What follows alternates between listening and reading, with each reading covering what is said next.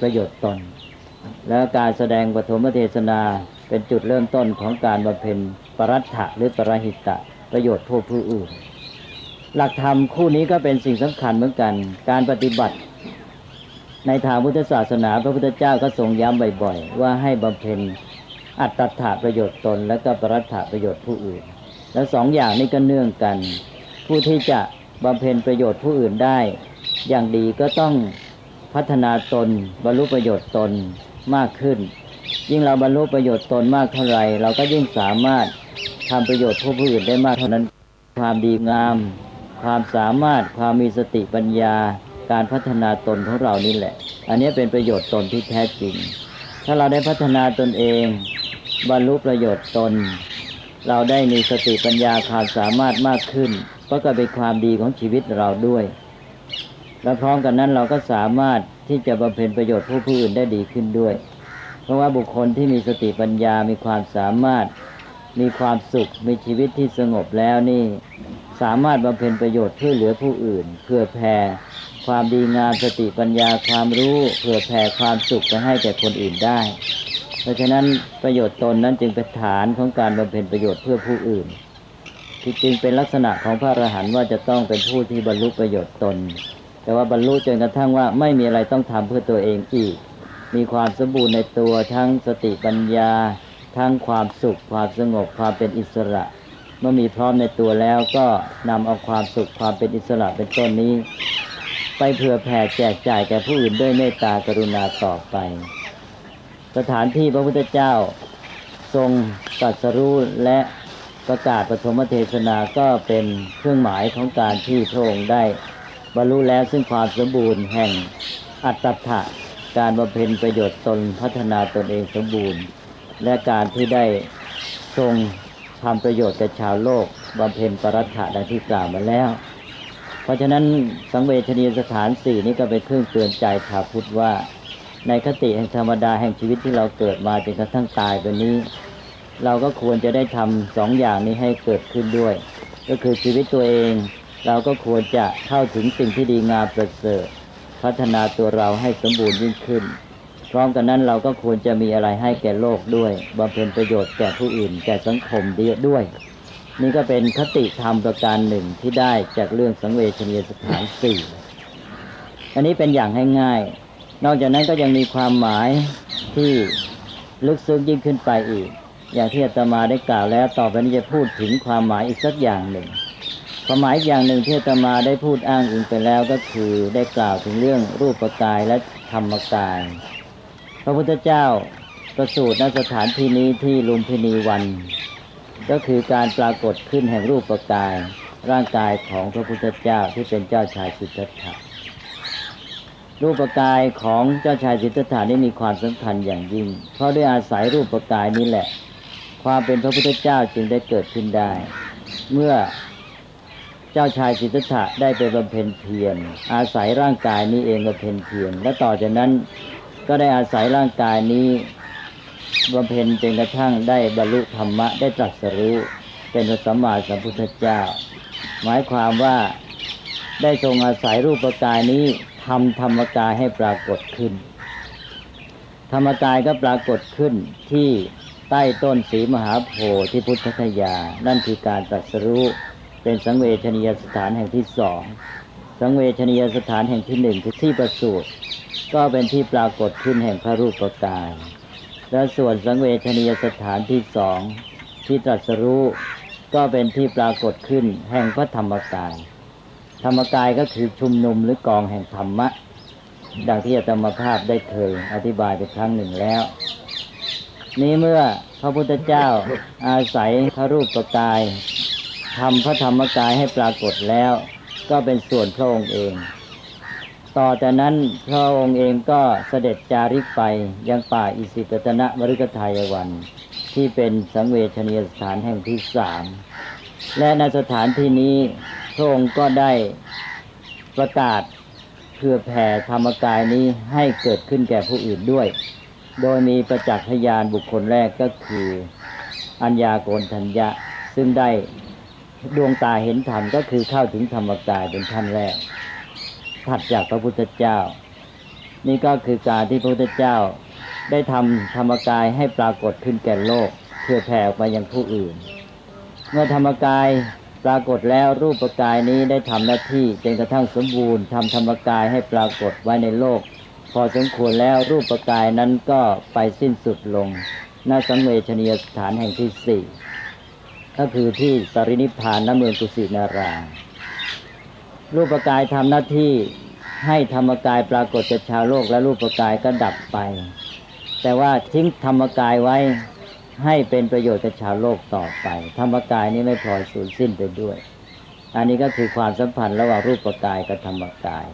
ก็แปลว่าสี่สถานนี้หนึ่งรูปกายปรากฏที่ประสูติอาศัยรูปกายนี้ไปทำธรรมกายให้ปรากฏขึ้นที่ต้นโพธิ์ตรัสรู้พุทธคยาแล้วก็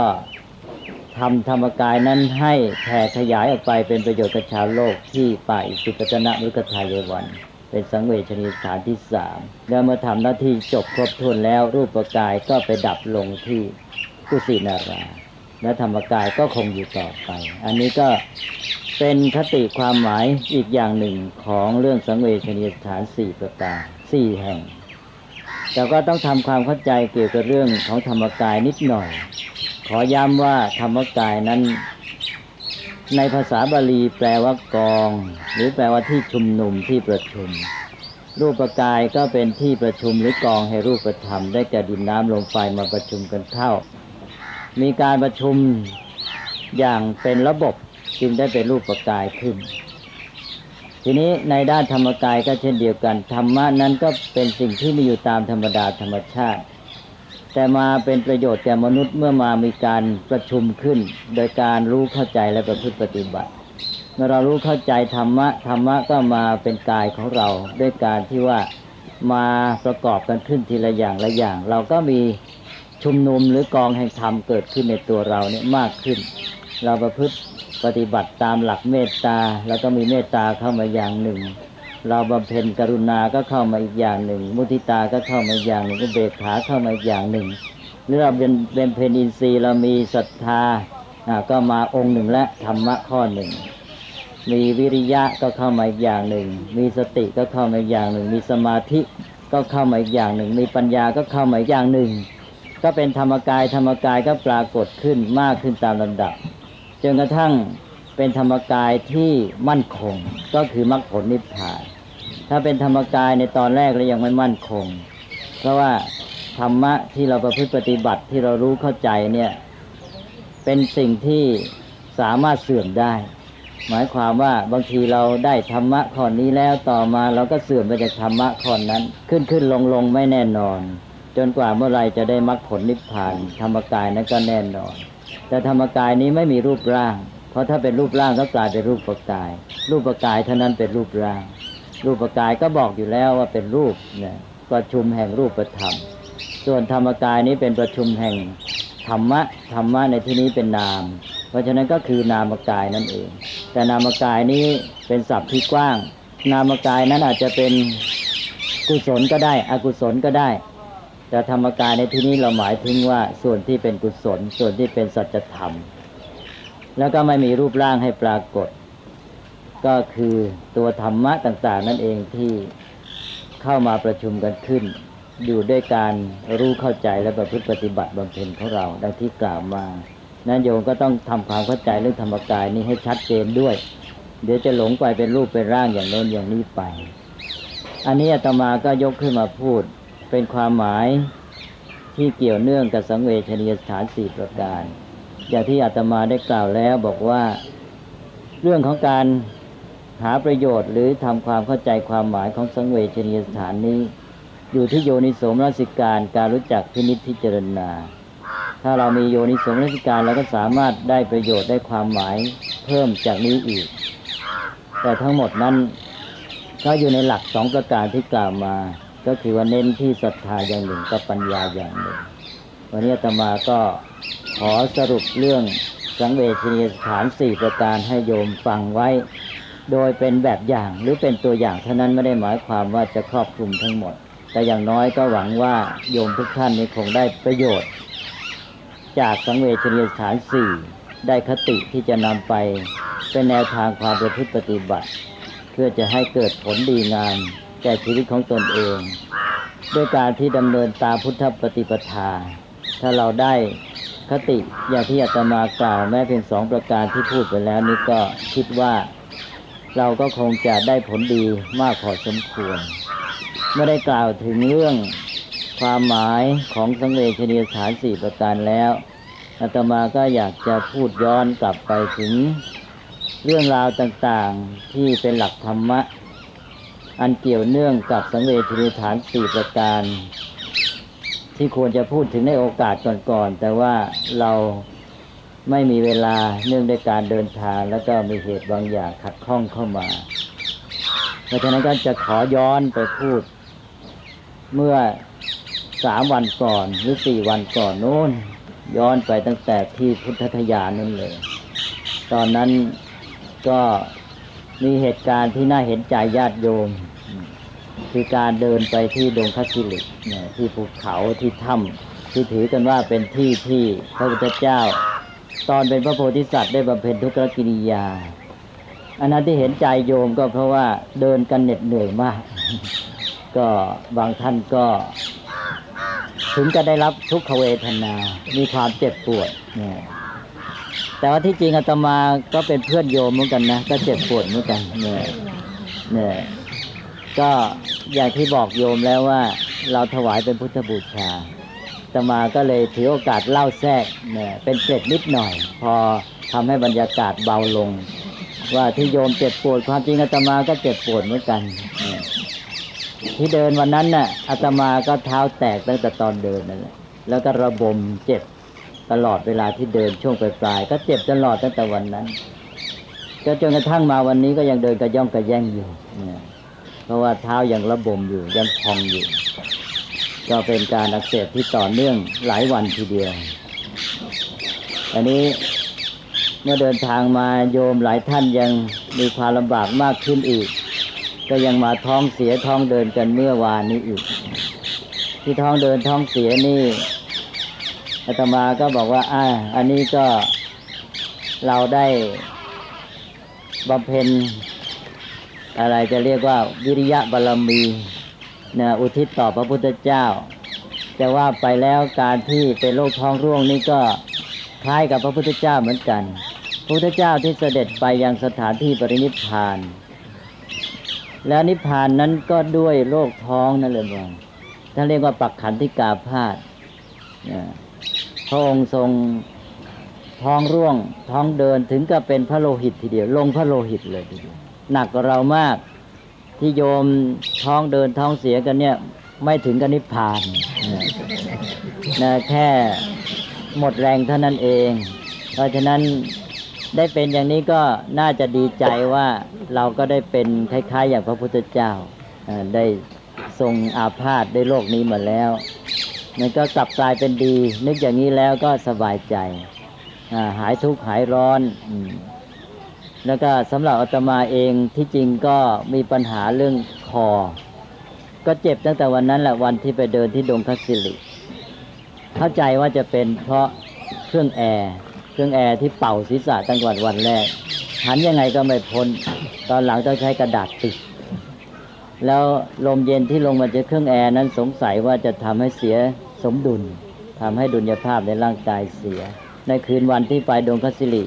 กลับมาพักที่วัดไทยพุทธคยาก็เจ็บคอมากหน่อยแล้ววันรุ่งขึ้นก็เจ็บตลอดตอนที่จะพูดที่ป่ายสิกตนะมฤคทายวันนั้น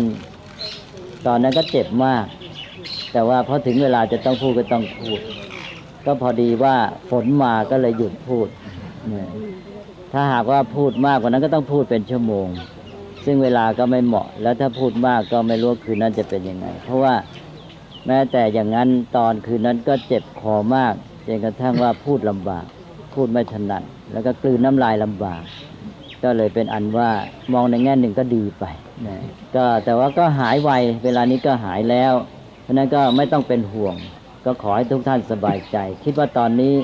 ที่ใครไม่สบายเป็นโรคโน้นโรคนี้ก็คงดีขึ้นแหละนะก็ถือว่าเราก็ได้บำเพ็ญบารมีถวายเป็นพุทธบูชาด้วยกันแล้วขอให้มีปิติอิ่มใจต่อจากนี้ก็ขอให้ มีจิตใจร่าเริงเบิกบานผ่องใสนะมีความสดชื่นมีความสุขยิ่งขึ้นไปนี่ก็ขอย้อนกลับไปกล่าวถึงเรื่องดงคัสสิริครั้งหนึ่งที่เราไปที่ดงคัสสิรินั้นเขาบอกว่าเป็นสถานที่ที่พระพุทธเจ้าบำเพ็ญทุกขกิริยาแล้วก็เราขึ้นไปแล้วบนที่นั้นก็เป็นถ้ำเล็กๆโยมหลายท่านไม่ได้ขึ้นไปได้ก็เพียงสักไม่ถึงครึ่งเพราะนั้นส่วนที่เหลือส่วนใหญ่เนี่ยไม่มีโอกาสได้เห็นว่าเป็นยังไงแต่ที่จริงก็ไม่จำเป็นต้องไปเห็นนะสำหรับอาตมาไปดูก็ดีไปอย่างคือให้เห็นว่าที่เขาเชื่อกันว่าอย่างนั้นนะถ้ำนั้นเป็นอย่างไรเท่านั้นเองแต่อาตมานั้นเห็นว่าไม่ใช่อย่างนั้นไม่ใช่ว่าพระพุทธเจ้าจะต้องไปประทับอยู่ที่ถ้ำนั้นอาจจะเป็นเพียงแห่งหนึ่งเพราะว่าพระพุทธเจ้าไปบำเพ็ญเพียรอยู่บริเวณนั้นเป็นเวลายาวนานมากเมื่อเสด็จไปออกบรรพชาแล้วก็บำเพ็ญเพียรใช้เวลาตั้ง6 ปีแล้วสถานที่พระพุทธเจ้าไปบำเพ็ญเพียรนั้นตามคำที่พรรณนาไว้ในพุทธประวัตินี่ในพระไตรปิฎกพระพุทธเจ้าตรัสไว้เองพระพุทธเจ้าตรัสไว้ข้อความทำนองนี้ว่าพระองค์ได้เสด็จไปที่ริมฝั่งแม่น้ำก็คือเนรัญชราแล้วทอดพระเนตรเห็นว่าที่นั่นเป็นภูมิภาคอันรื่นรมย์มีแม่น้ำไหลผ่านน้ำก็ใสกระจ่างแจ๋วแล้วก็มีท่าน้ำก็คือชายหาดที่ราบเรียบบนฝั่งก็มีต้นไม้หมู่ไม้ที่ร่มรื่นเป็นสถานที่ที่น่าบันเทิงใจพระองค์ก็ตัดสินพระทัยว่าที่นี่เป็นสถานที่ควรบำเพ็ญเพียรอันนี้ก็จะเห็นได้ว่าที่พระพุทธเจ้าตัดสินพระทัยบำเพ็ญเพียรนั้นก็เป็นที่บริเวณฝั่งน้ำมีป่ามีหมู่ไม้ร่มรื่นอันนี้ก็แสดงว่าไม่จำเป็นจะต้องเข้าไปอยู่ที่ถ้ำอะไรแต่อย่างใดนะอันนี้ก็เป็นหลักฐานนั่นที่หนึ่งก็เป็นไปได้ว่าพระพุทธเจ้าก็เสด็จอยู่แถวบริเวณนั้นนั่นแหละทั่วๆไปแล้วยิ่งกว่านั้นอีกแห่งหนึ่งพระพุทธเจ้ายังได้ตรัสเล่าถึงการบำเพ็ญเพียรของพระองค์ว่าพระองค์อยู่ในป่าทึบอยู่ในป่าที่รกชัดมากกลางคืนนี้น่ากลัวบางครั้งตอนที่เข้าไปบำเพ็ญเพียรใหม่ๆพระองค์เคยอยู่แต่ในรั้วในวังเวลาเข้าไปประทับในป่านั้นก็น่ากลัวพระองค์ก็ยังเป็นปุถุชนอยู่ในตอนนั้นบางครั้งได้ยินเสียงกรอบแกรบพระองค์ก็สะดุ้งพระทัยเมื่อสะดุ้งพระทัยแล้วพระองค์ก็ฝึกพระองค์เองว่าเราจะต้องฝึกตนเองให้หายกลัวพระองค์ก็ใช้วิธีการว่าถ้าเรายังไม่รู้เหตุของสิ่งที่ทำให้เกิดความกลัวนี้เราจะยังไม่ยอมเคลื่อนย้ายออกไปจากที่นี้นี่วิธีการของพระพุทธเจ้าพระองค์ก็ค้นหาให้ได้ว่าเสียงกรอบแกรบที่ทำให้กลัวนั้นคือเสียงอะไรเมื่อค้นพบแล้วพระองค์ก็ค่อยๆหายกลัวไปตามลำดับแล้วพอต่อมาพระองค์ก็อยู่ในป่านั้นได้อันนี้ก็เป็นวิธีของพระพุทธเจ้าแต่ว่าอันหนึ่งก็คือเป็นเครื่องหมายเป็นเครื่องแสดงว่าสถานที่บริเวณที่พระพุทธเจ้าได้บำเพ็ญเพียรนั้นเป็นป่าทึบซึ่งปัจจุบันนี้เราแทบไม่เห็นป่าเลยที่เราเดินกันไปนั้นไม่มีต้นไม้กี่ต้นเลยเป็นแม้แต่ภูเขาก็เป็นภูเขาที่แทบจะโล้นเลยมีแต่ก้อนหินนี่คือความเปลี่ยนแปลงของธรรมชาติแวดล้อมและทีนี้ลองมามองดูแถวๆนี้ก็ที่นี่ก็เช่นเดียวกันแต่ก่อนนี้ก็เป็นดงสาระตอนสมัยพระพุทธเจ้าประสูติและในคำพรรณนาในคัมภีร์นั้นพูดถึงเมืองกบิลพัสต์ที่พระพุทธเจ้าประทับอยู่ตอนทรงพระเยาว์คือเป็นเมืองของพระพุทธบิดาเมืองกบิลพัสต์นั้นตามคัมภีร์ก็บรรยายว่านอกเมืองออกไปนี่เป็นป่าใหญ่ไปจรดจนถึงเขาหิมพานต์แล้วเดี๋ยวนี้มีไหมเลยพรเมืองกบิลพัสต์ออกไปจนถึงเขาหิมาลัยไม่มีต้นไม้เลยน่ะในคัมภีร์บอกว่ามีต้นไม้เป็นป่าจะหลดถึงภูเขาหิมาลัยว่าอย่างนั้นเลยเพราะฉะนั้นนี่คือความเปลี่ยนแปลงของธรรมชาติแวดล้อมสถานที่บริเวณนี้เคยร่มรื่นเป็นป่าเป็นพงทีอะไรต่างๆก็ไม่มีเหลือสถานที่ที่พระพุทธเจ้าบำเพ็ญเพียรที่ทำทุกขกิริยาก็เช่นเดียวกันนี้กล่าวต่อมาเมื่อพระพุทธเจ้าได้บำเพ็ญเพียรไปจนกระทั่งถึงได้ในที่สุดแล้วเห็นว่าไม่ใช่ทางแห่งการตรัสรู้ พระองค์ได้ทรงมีโยนิโสมนสิการคือการคิดพระองค์ได้ทรงดำริว่าหนทางอื่นคงจะมีอีกคือทรงตัดสินพระทัยว่าการบำเพ็ญทุกขกิริยาทรมานพระองค์นั้นจะต้องไม่ใช่ทางที่ถูกต้องสิ่งที่เขาบำเพ็ญปฏิบัติกันในการบำเพ็ญทุกขกิริยาทรมานตนเองนั้นพระองค์ก็ทำอย่างเต็มที่เรียกว่าไม่มีใครทำได้ยิ่งกว่านั้นแล้วแต่ก็หาทำให้บรรลุผลคือการตรัสรู้ไม่พระองค์วินิจฉัยด้วยพระทัยแล้วก็ทรงพระดำริว่าหนทางอื่นคงจะมีอีกเสร็จแล้วก็จึงทรงหูระลึกไปถึงเมื่อครั้งที่ประทับที่พิธีแรกนาขวัญเท่าที่จำได้ว่าจะเป็นใต้ต้นว่าและพระองค์ได้ทรงบำเพ็ญได้ปฐมฌานพระองค์คิดว่าอันนั้นอาจจะเป็นหนทางที่เป็นเบื้องต้นในการที่เข้าสู่จุดหมายที่ถูกต้องได้พระองค์ได้ทรงเปลี่ยนวิธีการใหม่เลิกบำเพ็ญทุกขกิริยาแล้วก็ทรงหันมาใช้วิธีที่เรียกว่ามัชฌิมาปฏิปทาใช้วิธีแห่งปัญญาใช้วิธีที่เรียกว่าทางสายกลางและในการบำเพ็ญเพียรปฏิบัติตามทางสายกลางนั้นเรื่องราวก็ไปปรากฏอยู่ในพระสูตรโน้นบ้างพระสูตรนี้บ้างกระจายออกไปเช่นอย่างพระองค์ได้ตรวจสอบพระหฤทัยของพระองค์การเกิดขึ้นแห่งธรรมะกุศลธรรมอกุศลธรรมในพระทัยของพระองค์เองว่าเมื่อพระองค์เองมีสภาพจิตขึ้นมาอย่างนี้มีใจเศร้าหมองหรือขุ่นมัวมันเกิดจากเหตุอะไรอย่างนี้เป็นต้นหรือจะแก้ไขให้หมดไปได้อย่างไรหรืออย่างทรงสืบสาวว่าสภาพจิตที่เกิดขึ้นเวลานี้เป็นเวทนาเป็นสุขเวทนาเป็นทุกขเวทนาและพระองค์ก็ทรงสืบสาวหาเหตุปัจจัยค้นหาตั้งคำถามแก่พระองค์เองว่าที่เวทนานี้เกิดขึ้นนั้นเพราะอะไรมีเวทนานี้จึงมีเมื่อทรงพิจารณาสืบสาวไปก็ทรงเห็นว่าเพราะผัสสะมีเวทนาจึงมีและพระองค์ก็ทรงตั้งคำถามแก่พระองค์เองต่อไปอีกว่าแล้วที่ผัสสะนี้มีล่ะเพราะอะไรมีผัสสะนี้จึงมีและพระองค์ก็ตรวจสอบพระทัยของพระองค์เองสืบสาวต่อไปพระองค์ก็ค้นพบอันนี้ก็เป็นวิธีการต่างๆที่พระองค์ได้ใช้ในการที่จะได้ค้นพบสัจธรรมจนกระทั่งในที่สุดพระองค์ก็ได้ตรัสรู้สัมมาสัมโพธิญาณอันนี้อาตมาก็นำมาเล่าเพื่อจะให้เราเห็นคติเกี่ยวกับการปฏิบัติและหลักธรรมสัจธรรมต่างๆสิ่งที่อาตมาต้องการย้ำในที่นี้ก็คือว่าสิ่งที่เรียกว่าโยนิโสมนสิการการที่พระพุทธเจ้าตอนเป็นพระโพธิสัตว์ได้ทรงแก้ไขความหวาดกลัวอย่างเสด็จประทับอยู่ในกลางป่าแล้วได้ยินเสียงกรอบแกรบขึ้นเกิดความกลัวแล้วพระองค์ก็ใช้วิธีว่าจะแก้ความกลัวด้วยการที่ต้องสืบหาให้ได้ก่อนว่าอะไรเป็นเหตุให้เกิดเสียงนั้นหรือทำให้เกิดความกลัวนั้นแล้วพระองค์ก็แก้ไขความกลัวได้วิธีการอย่างนี้ก็เรียกว่าโยนิโสมนสิการและอย่างที่พระองค์ได้บำเพ็ญทุกขกิริยาจนกระทั่งเต็มที่แล้วไม่มีใครทำได้ยิ่งกว่านั้นและพระองค์วินิจฉัยได้ว่านี้ไม่ใช่ทางการตรัสรู้และทรงพระดำริว่าหนทางอื่นคงจะมีหมายความว่าความเป็นไปได้อย่างอื่นคงจะมีไม่ติดอยู่แค่นั้นการที่พระองค์ไม่ติดอยู่แค่นั้นคิดหาทางออกว่าอาจจะมีทางอื่นอย่างนี้เรียกว่าโยนิโสมนสิการเหมือนกันเรื่องนี้แล้วก็การที่พระองค์ได้ทรงพิจารณาเช่นว่าตรวจสอบพระฤทัยของพระองค์เองว่าเมื่อสภาพจิตอันนี้เกิดขึ้นมานั้นมันเกิดขึ้นได้อย่างไรอะไรเป็นเหตุอะไรเป็นปัจจัยการคิดพิจารณาอย่างนี้ก็เรียกว่าโยนิโสมนสิการเพราะนั้นโยนิโสมนสิการนี่แหละเป็นปัจจัยสำคัญในการตรัสรู้ของพระพุทธเจ้าเป็นกระทั่งพระองค์ได้ตรัสไว้บอกว่าปัจจัยแห่งสัมมาทิฏฐินั้นมี2ประการคือ1ปรโตโคสะเสียงจากผู้อื่นเสียงบอกเล่าเช่นจากกัลยาณมิตรและประการที่2ปัจจัยภายในคือโยนิโสมนสิการแล้วก็มีหลักอยู่ด้วยบอกว่าสำหรับคนทั่วไปนั้นต้องอาศัยปรโตโคสะเป็นสำคัญคนทั่วไปที่จะโยนิโสมนสิการขึ้นมาเองนั้นเป็นไปได้ยาก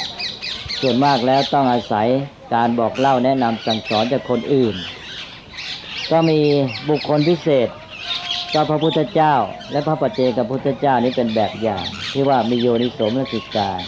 เริ่มตั้งแต่ก่อนที่จะเสด็จออกบรรพชา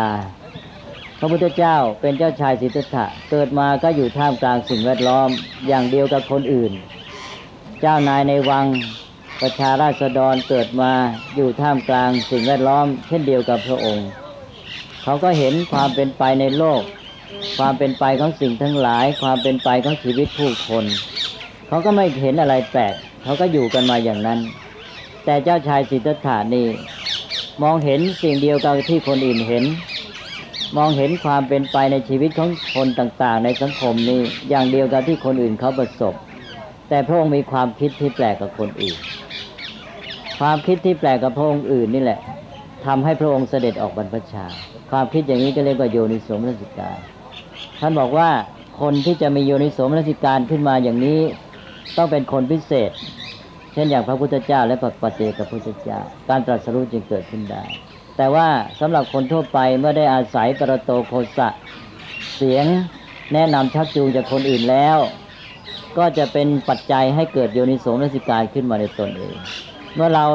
ได้รับคำแนะนำสั่งสอนแล้วเรารู้จักคิดพิจารณาต่อจากนั้นเราเอาคำแนะนำสั่งสอนของท่านผู้อื่นเช่นของพระพุทธเจ้ามาพิจารณาไตร่ตรองเราก็เกิดโยนิโสมนสิการของตนเองและเราก็สามารถที่จะบรรลุธรรมเข้าใจสัจธรรมได้เพราะนั้นตัวปัจจัยสำคัญก็คือเรื่องโยนิโสมนสิการนี้ในบรรดาโยนิโสมนสิการนั้นสิ่งที่สำคัญอย่างหนึ่งก็คือเรื่องความคิดการรู้จักคิดรู้จักพิจารณาบางทีเราไปสอนกันว่าในทางพุทธศาสนาในการปฏิบัติธรรมเช่นอย่างวิปัสสนาเนี่ยไม่ให้คิดอันนี้อาจจะพลาดได้พระพุทธเจ้านี่ที่ตรัสรู้นั่นด้วยการคิดนะแต่รู้จักคิดอยู่ที่คิดเป็นอย่างที่อาตมายกตัวอย่างเมื่อกี้นี้พระพุทธเจ้าทรงคิดตลอดเลยเช่นอย่างสภาพจิตของพระองค์เองนี่อันนี้เกิดขึ้นเป็นกุศลธรรมเป็นอกุศลธรรมมันเกิดขึ้นแล้วมันมีผลดีหรือผลร้ายแล้วมันเกิดขึ้นได้อย่างไรเพราะอะไรเป็นปัจจัยสภาพจิตนี้จึงเกิดขึ้นเนี่ยพระองค์คิดเท่านั้นเลยแต่คิดจากของจริงคือมีการตรวจสอบเพราะนั้นต้องแยกว่าความคิดมีสองอย่างคือความคิดปรุงแต่งกับความคิดที่เป็นความคิดเชิงปัญญาที่เรียกว่าสืบสาวหาเหตุปัจจัยเป็นต้นความคิดที่พระพุทธเจ้าไม่ทรงแนะนำให้เราคิดทรงแนะนำให้เราละเสียก็คือความคิดปรุงแต่งความคิดปรุงแต่งคือความคิดอะไรคือความคิดด้วยอำนาจความยินดียินร้ายชอบชังหมายความว่าคนเราเนี่ยได้ประสบอารมณ์ต่างๆที่เข้ามาทั้งตาหูจมูกลิ้นกายใจเวลาประสบอารมณ์นั้นนอกจากการรับรู้แล้วก็จะมีสิ่งหนึ่งคือความรู้สึกที่เรียกว่าเวทนาสิ่งใดที่เข้ามาแล้วเป็นที่สบายเราก็เรียกว่าเกิดสุขเวทนาอันใดที่ไม่สบายเราเรียกว่าเกิดทุกขเวทนาสิ่งทั้งหลายที่เรารับรู้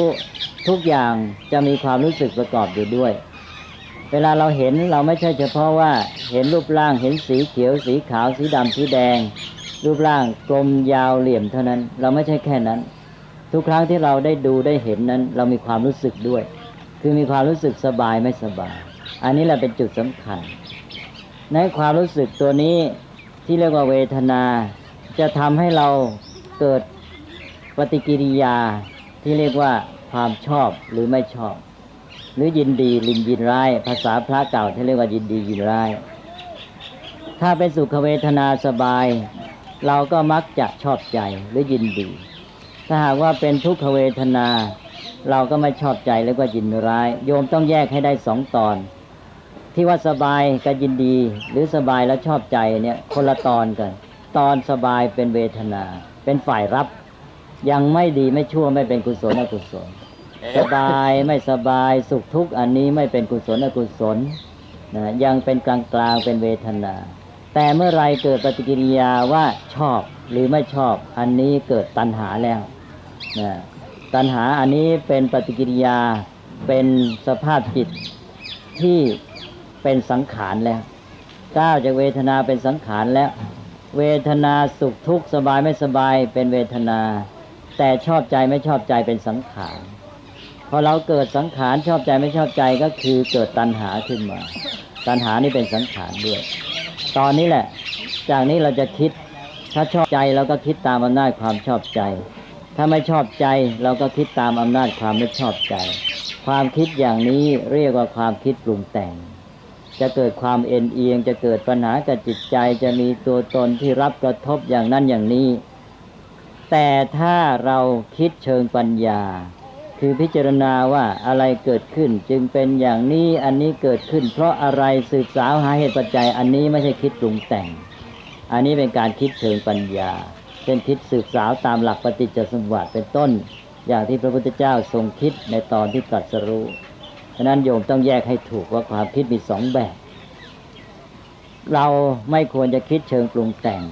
เพราะว่าทำให้หนึ่งไม่เกิดปัญญาไม่เห็นตามเป็นจริงเห็นตามอำนาจความยินดียินร้ายเกิดความลำเอียงไปตามความชอบชังสองเกิดโทษต่อชีวิตจิตใจ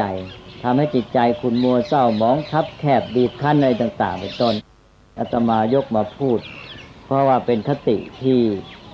มันเกี่ยวเนื่องกับเรื่องการตรัสรู้ของพระพุทธเจ้าทีนี้ขอย้อนมาเรื่องการตรัสรู้ของพระพุทธเจ้านี่ก็เข้าถึงสัจธรรมความจริงที่อาตมาได้เคยพูดไปแล้วบอกว่าในพระพุทธศาสนานี้เรายึดถือตัวธรรมคือว่าพระพุทธเจ้าตรัสรู้นี่อะไรตรัสรู้อะไรบอกแล้วว่าตรัสรู้ความจริงที่มีอยู่ตามธรรมดาคือธรรมะเป็นความจริงของสิ่งทั้งหลายตามธรรมชาติเป็นกฎธรรมชาติพระพุทธเจ้าจะเกิดขึ้นหรือไม่เกิดขึ้นสิ่งทั้งหลายก็ดำรงอยู่อย่างนั้นเองพระพุทธเจ้าของเรานี้พระองค์มีปัญญาแล้วก็มารู้ค้นพบความจริงนั้นแล้วก็มาประกาศทำให้ปรากฏขึ้นอันนี้จึงถือเป็นการปฏิวัติเพราะโลกสมัยก่อนความเชื่อถือของคนในยุคพุทธกาลก่อนที่พระพุทธเจ้าจะอุบัติขึ้นนั้นไม่ได้ถืออย่างนี้เขาไม่ได้ถือตัวธรรมะเขาไม่ได้ถือว่าสิ่งทั้งหลายนั้นเป็นไปตามเหตุปัจจัยที่เป็นกฎธรรมชาติเป็นไปตามธรรมดาของมันแต่เขาถือว่ามันเป็นไปตามการดลบันดาลของเทพเจ้ามีเทพเจ้าอยู่เบื้องหลังมีพระพรหมเป็นผู้ปรุงแต่งผู้สร้างเรื่องนี้ก็เลยโยงมาหาเรื่องการประสูติด้วยเรื่องการประสูติกับการตรัสรู้นี้มีความเกี่ยวเนื่องกันในตอนนี้ด้วยก็ขอพูดย้อนมาที่การประสูติอีกครั้งหนึ่งวันนี้จะพูดโยงกันไปโยงกันมาเรื่องประสูติบ้างเรื่องตรัสรู้บ้างถ้ามีเวลาก็พูดไปถึงเรื่องประกาศปฐมเทศนาและก็ปรินิพพานเมื่อพระเจ้าชายสิทธัตถะประสูตินั้นมีเหตุการณ์สำคัญอันหนึ่งก็คือการที่ตำนานเล่าว่าเจ้าชายสิทธัตถะองค์น้อยประสูติแล้วก็ดำเนินไป7 ก้าวบนดอกบัวแล้วก็ได้เปล่งอาสพิวาจาว่าอโคหมัสสมิโลกัสสะเทโธหมัสสมิโลกัสสะเศรษโธหมัสสมิโลกัสสะแปลว่าเราเป็นผู้เลิศแห่งโลกเราเป็นพี่ใหญ่แห่งโลกเราเป็นผู้ประเสริฐสุดแห่งโลกอันนี้เรียกว่าวาจาอาถรรพ์ภาษาบาลีเรียกว่าอาสพิวาจาวาจานี้มีความหมายอย่างไรการประสูติของเจ้าชายสิทธัตถะหมายถึงการเกิดขึ้นของพระพุทธเจ้าต่อไปถ้าไม่มีเจ้าชายสิทธัตถะเกิดขึ้นก็ไม่มีพระพุทธเจ้าการเกิดขึ้นของเจ้าชายสิทธัตถะนี้เป็นเกิดมาเป็นมนุษย์และมนุษย์ผู้นี้จะได้เป็นพระพุทธเจ้าการเปล่งอาสพิวาจานี้มีความหมายที่อาตมาถือว่าเป็นการประกาศอิสรภาพของมนุษย์เพราะอะไรเพราะว่าก่อนหน้านี้มนุษย์ชาวชมพูทวีปนั้นฝากโชคชะตาชีวิตไว้กับพระพรหมและเทพเจ้าทั้งหลายอย่างที่เคยเล่าให้โยมฟังแล้วบอกว่าชาวอินเดียนี้เขาเชื่อในพระพรหมว่าเป็นผู้สร้างโลกปรุงแต่งทุกสิ่งทุกอย่างชีวิตสังคมมนุษย์นี้แล้วแต่พระพรหมจะบันดาลเพราะฉะนั้นคนเกิดมาก็ต้องตกอยู่ในวรรณะ4แหละเพราะว่าพระผู้เป็นเจ้าพระพรหมนี้จัดสรรสังคมมนุษย์ไว้เสร็จแล้วนี่แบ่งมนุษย์ไว้ว่าพระองค์สร้างมนุษย์จำพวกหนึ่งขึ้นมาจากพระโอษฐ์คือปากของพระองค์มนุษย์จำพวกนี้เกิดมาเรียกว่าพราหมณ์นี่สร้างมาจากปากพระพรหมแล้วพระองค์ก็สร้างมนุษย์จำพวกหนึ่งจากพระพาหาคือแขนของพระองค์พวกนี้เกิดมาแล้วเป็นนักรบเรียกว่าพวกกษัตริย์แล้วพระองค์ก็สร้างมนุษย์จำพวกหนึ่งมาจากตะโพกของพระองค์พวกนี้เดินเก่งมาเป็นพ่อค้าพาณิชย์ เที่ยวนำกองเกวียนไปค้าขายในที่ต่างๆนี่เรียกว่าวรรณะแพทย์แล้วพระองค์ก็ สร้าง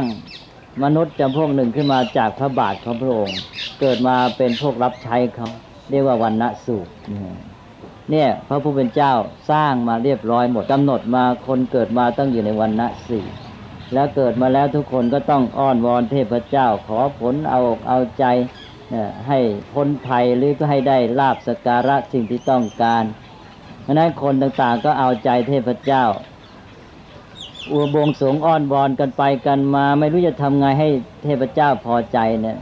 คืออย่างที่เคยเล่าให้ฟังแล้วมันไม่มีจุดกำหนดว่าแค่ไหนเทพเจ้าจะพอใจ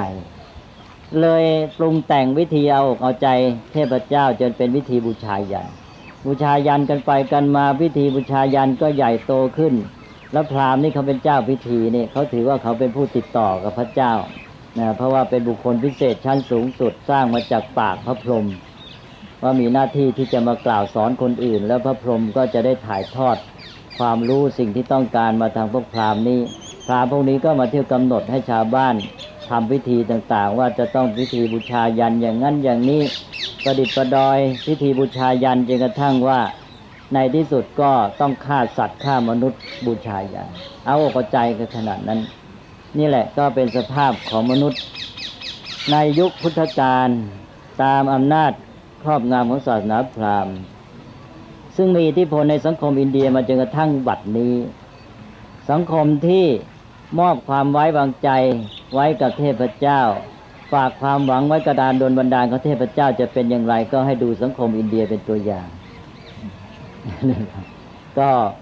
พระพุทธเจ้าเสด็จอุบัติขึ้นมาก็มองเห็นสภาพอันนี้พระองค์ก็เห็นว่าสังคมอย่างนี้ไปไม่รอดชีวิตก็ไปไม่รอดคือคนมองไปแต่ข้างนอกคิดแต่ว่าพระเจ้าท่านจะว่ายังไงจะเอาอกเอาใจท่านยังไงดีแทนที่จะคิดว่าตัวเราจะต้องทำอะไรและเราจะต้องทำอะไรกับตัวเราสองอย่างนี่นะไม่คิดนะเราจะต้องทำอะไรและเราจะต้องทำอะไรกับตัวเรานะคนไม่คิดเลยคิดแต่เพียงว่าเราจะไปเอาใจพระเจ้าอย่างไรนะเราจะขอท่านอย่างไรพระพุทธเจ้าก็เลยเสด็จอุบัติขึ้นมาแล้วก็อย่างที่อาตมาได้เคยเล่าให้โยมฟังแล้วพระพุทธเจ้าก็ดึงจากเทพสู่ธรรมนะคือชี้ให้มนุษย์ดูว่านี่นะท่านทั้งหลายอย่ามัวไปมองข้างนอกมองไปที่เทพเจ้าสิ่งทั้งหลายนั้นมันเป็นไปตามธรรมดาเหตุปัจจัยของมันผลเกิดจากเหตุเพราะนั้นถ้าเราต้องการผลอะไรนะที่เราต้องการเราก็ทำเหตุเอาศึกษาเหตุให้เข้าใจแล้วปฏิบัติตามเหตุนั้นก็ให้ดูความจริงเมื่อดูความจริงตามเหตุปัจจัยแล้วมันก็เล็งมาที่ตัวเองว่าจะต้องทำอะไรนะเพราะว่าเราจะต้องทำเหตุเพื่อให้ได้ผลที่เราต้องการเราจะต้องถามว่าเราจะต้องทำอะไรนอกจากทำอะไรแล้วเพื่อให้เรารู้เหตุปัจจัยที่จะทำให้ถูกต้องเราจะต้องทำอะไรกับตัวเราด้วยนะเราจะต้องทำตัวเองโดยการพัฒนาตัวเองให้มีความสามารถมีสติปัญญาเพราะฉะนั้นหลักการของพุทธศาสนาจึงขอย้ำอีกทีว่าพระพุทธเจ้าได้ชี้ไปที่ตัวธรรมะคือความจริงของเหตุปัจจัยของกฎธรรมชาติแล้วในความจริงของกฎธรรมชาตินี้ที่สัมพันธ์กับตัวมนุษย์เหตุปัจจัยนั้นก็คือการกระทำของเราเองการกระทำเหตุปัจจัยของมนุษย์นั้นเรียกว่ากรรมจึงได้บอกว่าภายในธรรมะนั้นก็จะมีกรรมะธรรมะนั้นเป็นกฎใหญ่คือความจริงของกฎธรรมชาติความเป็นไปของเหตุปัจจัยทั้งหมดส่วนกรรมนั้นก็คือกฎเกณฑ์ในเหตุปัจจัยในส่วนที่สัมพันธ์กับชีวิตของมนุษย์ที่มนุษย์จะต้องทำแล้วก็กรรมนั้นต่างกับเรื่องของการโดนบันดาลถ้าเป็นการโดนบันดาลของเทพเจ้าสิ่งที่มนุษย์ต้องทำคือการอ้อนวอนนะคู่กันการโดนบันดาลของเทพเจ้าคู่กับการอ้อนวอนแต่การกระทำของมนุษย์คู่กับความเพียรพยายามใช่ไหมการกระทำของมนุษย์คู่กับความเพียรเมื่อมนุษย์จะทำมนุษย์ต้องเพียรพยายามสองอันเนี่ยมันหลักเนี่ยมันไปคนละทางเทพก็ไปสู่การโดนบันดาลและโยงมาหาการกระทำของมนุษย์คือการอ้อนวอนส่วนหลักธรรมะนั้นโยงมาหามนุษย์คือกรรมและหลักกรรมก็โยงมาหาความเพียรเพราะฉะนั้นพระพุทธศาสนานั้นมีชื่อว่ากรรมวาทะและวิริยาวาทะพระพุทธเจ้านั้นได้พระนามว่ากรรมวาทีวิริยะวาทีสองอันนี้คู่กันเลยกรรมวาทีผู้ประกาศหลักกรรม และวิริยะวาทีผู้ประกาศหลักความเพียรสองอย่างนี้คู่กันเป็นพระนามของพระพุทธเจ้าในคัมภีร์จะพูดไว้อย่างนี้หลักกรรมต้องมากับความเพียรเพราะมนุษย์จะทำเหตุให้ได้ผลมนุษย์ต้องมีความเพียรพยายามแต่ว่าการที่มนุษย์จะทำความเพียรได้สำเร็จผลมนุษย์จะต้องรู้เหตุปัจจัยเพราะว่าไอ้ตัวที่จะให้สำเร็จผลก็คือกฎธรรมชาติคือตัวธรรมนั้นมนุษย์จะทำการได้ผลดีมนุษย์ต้องมีปัญญารู้ธรรมเมื่อปัญญามนุษย์จะรู้ธรรมมนุษย์ก็ต้องพัฒนาตนจึงบอกว่าต้องมีศิกขาคือการฝึกฝนพัฒนาที่ว่ามาแล้วแต่ว่าพอดีว่ามนุษย์นั้นเป็นสัตว์ที่ประเสริฐเป็นสัตว์ที่ฝึกได้พัฒนาได้เป็นธรรมะเป็นทอทหารอาตมาก็ทวนอีกครั้งหนึ่งนะก็เลยเป็นสัตว์ที่ว่าฝึกได้เป็นธรรมะจนกระทั่งรู้ธรรมะที่เป็นทอทงเราจะระลึกได้ว่าในพระนามพุทธคุณของพระพุทธเจ้าพระนามหนึ่งว่าอนุตตโรปุริสธรรมสารถิโยมสังเกตไหมว่าในอนุตตโรปุริสธรรมสารถินั้นมีคำว่าธรรมะทอทหารอยู่อันนี้คนไม่ค่อยดูธรรมะทอทหารนี่แหละตัวสำคัญแหละพวกเราเนี่ยเป็นธรรมะทอทหารทั้งนั้นเนี่ยเป็นสัตว์ที่จะต้องฝึกและฝึกได้ด้วยนะความเก่งกล้าของเราอยู่นี่ความประเสริฐของเราอยู่ที่นี่อยู่ที่ธรรมะทอทหารในพุทธคุณข้อว่าอนุตตโรปุริสธรรมสารถิพระพุทธเจ้าเป็นสารถีฝึกคนที่จะต้องฝึกไม่มีใครยิ่งกว่าหรือยอดเยี่ยมก็คือฝึกมนุษย์ทั้งหลายนี่เองเป็นสารถีก็คือว่าฝึกให้เขาเดินทางที่ถูกต้องสารถีนี่ฝึกให้สัตว์นี่เดินทางไปทางถูกต้องนี่เราก็เป็นธรรมะทอทหารนี่ก็เราก็ฝึกตนเองไปจนกระทั่งว่าเราเข้าถึงธรรมะทอธงชีวิตก็สมบูรณ์ธรรมะตัวนี้ก็กลายเป็นพุทธะอย่างที่เคยพูดไปแล้วในวันที่อยู่ที่พุทธคยาเลยขออันนี้ก็ขอนำมาทวนย้ำอีกทีหนึ่งนี้ก็ไปอ่านว่าที่พระพุทธเจ้าประสูติตอนแรกเป็นเจ้าชายสิทธัตถะนั้นเปล่งอาสพิวาจาก็คือประกาศอิสรภาพของมนุษย์ว่ามนุษย์นี่อย่าไปมัวขึ้นต่อพระพรหมไปหวังอำนาจดลบันดาลมัวแต่บูชายันอยู่ให้มามองที่ตัวธรรมะตัวความจริงสัจธรรมกฎธรรมชาตินี้ให้พัฒนาปัญญาของตนขึ้นมาพอพัฒนาปัญญาของตนขึ้นมามนุษย์เข้าถึงตัวธรรมะรู้ตัวความจริงมนุษย์ก็กลายเป็นสัตว์ประเสริฐเป็นพุทธะได้ก็กลายเป็นผู้ที่แม้แต่เทวดาและพระพรหมจะเคารพบูชาเนี่ยอย่างที่เราได้เห็นพุทธพจน์อยู่บ่อยๆว่าอย่างมนุษย์ภูตังสัมพุทธังอัตตันตังสมาหิตังเทวาปินมัสสันติอาตมายกบ่อยคาถานี้บอกว่าพระสัมพุทธเจ้านี้ทั้งที่เป็นมนุษย์นี่แหละแต่ได้ฝึกฝนพัฒนาพระองค์แล้วมีพระทัยอบรมถึงที่แล้วแม้เทพทั้งหลายก็น้อมนมัสการอันนี้แหละเป็นคาถาที่จะมีบ่อยๆคือให้กำลังใจมนุษย์ว่าเราเนี่ยเป็นสัตว์ที่ประเสริฐได้ในการฝึกถ้าเราฝึกแล้วเราก็จะเป็นพุทธะเป็นสัตว์ประเสริฐได้คืออย่าไปมัวหวังการอ้อนวอนดลบันดาลแล้วเสร็จแล้วก็ไม่ได้พิจารณาว่าตนเองจะต้องทำอะไรและต้องทำอะไรกับตนเองถ้าเราทำตามหลักธรรมะนี้เราก็จะได้มาคิดมาพิจารณาเหตุผลว่าเราต้องทำอะไรเรื่องของมนุษย์นี้มันมีความอ่อนแออย่างหนึ่งคือมีใจโน้มเอียงไปในทางที่ไม่อยากจะเพียรพยายามอยากจะพึ่งพาปัจจัยภายนอกมันง่ายดีนะอ้อนวอนมันง่ายดีกว่าจะทำความเพียรด้วยตนเองเพราะฉะนั้นถ้าหากว่าไม่มีพระพุทธเจ้าเป็นสรณะไม่มีหลักที่ให้กำลังใจเนี่ยเราจะเขวเรื่อยนะโยมงั้นเราจึงต้องมีพระรัตนตรัยไว้ไงไม่งั้นคนทุกคนก็ไม่จำเป็นต้องมีศรัทธาในพระพุทธเจ้าหรอกแต่มีศรัทธาก็เพื่อจะได้กำลังใจอันนี้เราจะได้อยู่ในหลักได้อย่างน้อยก็ดึงไว้อย่าให้เขวออกไปไม่ฉะนั้นแล้วเดี๋ยวก็เอาตามความอ่อนแอความง่ายๆของตัวเองก็หันไปหาการพึ่งพาปัจจัยภายนอกอำนาจดลบันดาลอยู่เรื่อยมันง่ายดีหลักพระพุทธศาสนาก็เป็นหลักที่ให้มนุษย์เนี่ยได้พัฒนาตัวเองอยู่เสมอถ้าเรารู้จักใช้หลักคำสอนของพระพุทธเจ้าปฏิบัติตามอยู่เสมอแล้วเราจะก้าวหน้าพัฒนาไปเรื่อยๆนะไม่รู้จักหยุดหย่อนก็จะเป็นพุทธะได้เช่นเดียวกับพระองค์นี่ก็ขอพูดไปอีกนิดหนึ่งว่าที่ว่ามนุษย์เราเนี่ยมีความโน้มเอียงที่ชอบที่จะหาสิ่งมาพึ่งพาไม่ชอบพึ่งตนเองอันนี้ สิ่งที่จะพึ่งพาทำให้เราอย่างน้อยก็สบายใจอยู่ง่ายๆมีความเพลินไม่ต้องทำความเพียรเนี่ยก็ได้กับสิ่งกล่อมทั้งหลายเวลามีความลำบากมีความทุกข์ขึ้นมาก็มาอยากจะเพียรพยายามนะก็ใช้สิ่งกล่อมคนเรานี่มีความโน้มเองที่จะอาศัยสิ่งกล่อมสิ่งกล่อมนี่อย่างเลวก็มีอย่างดีก็มีสิ่งกล่อมที่ร้ายก็เช่นสุรายาเมาสิ่งเสพติดเห็นไหมคนที่ไปเอาสิ่งกล่อมสุราเมลัยสิ่งเสพติดก็เพราะว่าใจไม่เข้มแข็งพอไม่อยากสู้ชีวิตไม่อยากเพียรพยายามหาทางออกด้วยการเอาสิ่งกล่อมมาช่วยมันก็ทำให้เพลินๆไปก็อยู่ไปได้นะแต่ว่ามีจุดอ่อนในสิ่งกล่อมทั้งหลายนี่มีจุดอ่อนสำคัญคือมันจะทำให้มนุษย์นี่หยุดชะงักการพัฒนาตนเองขอให้ดูสิ่งกล่อมไม่ว่าอย่างใดทั้งสิ้นเนี่ยทำให้มนุษย์หยุดการพัฒนาตัวเองเพลินอยู่กับจุดนั้นจมอยู่ในสิ่งที่กล่อมอยู่ในจุดนั้นสบายพออยู่ได้อันที่หนึ่งก็คือเครื่องกล่อมและลักษณะที่สองก็คือไม่ประกอบด้วยปัญญาไม่มีความสว่างแห่งปัญญา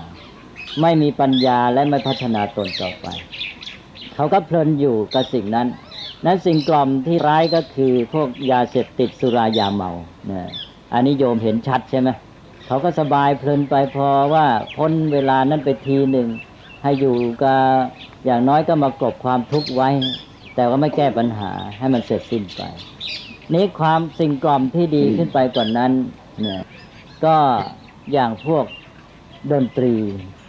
วรรณคดีอะไรต่างๆพอให้มันเพลินๆพวกสิ่งเหล่านี้มันประณีตขึ้นมาคือถ้ารู้จักใช้ก็อาจจะเป็นประโยชน์อย่างในทางพุทธศาสนานี่ดนตรีท่านใช้เหมือนกันนั่นเลยแต่ขออย่างเดียวต้องมีสติคือในระดับศีลห้าพระพุทธเจ้าจะไม่ว่าอะไรเลยเพราะว่าอย่างน้อยถ้าหากว่ามันกล่อมแล้วมันช่วยดึงไว้ไม่ให้หลงไปในสิ่งเลวร้ายยังหลงอยู่กับสิ่งที่ดีก็ยังดีกับหลงไปในสิ่งที่ร้ายหลงในกุศลก็ยังดีกับหลงในอกุศลหลงในบุญก็ยังดีกับหลงในบาป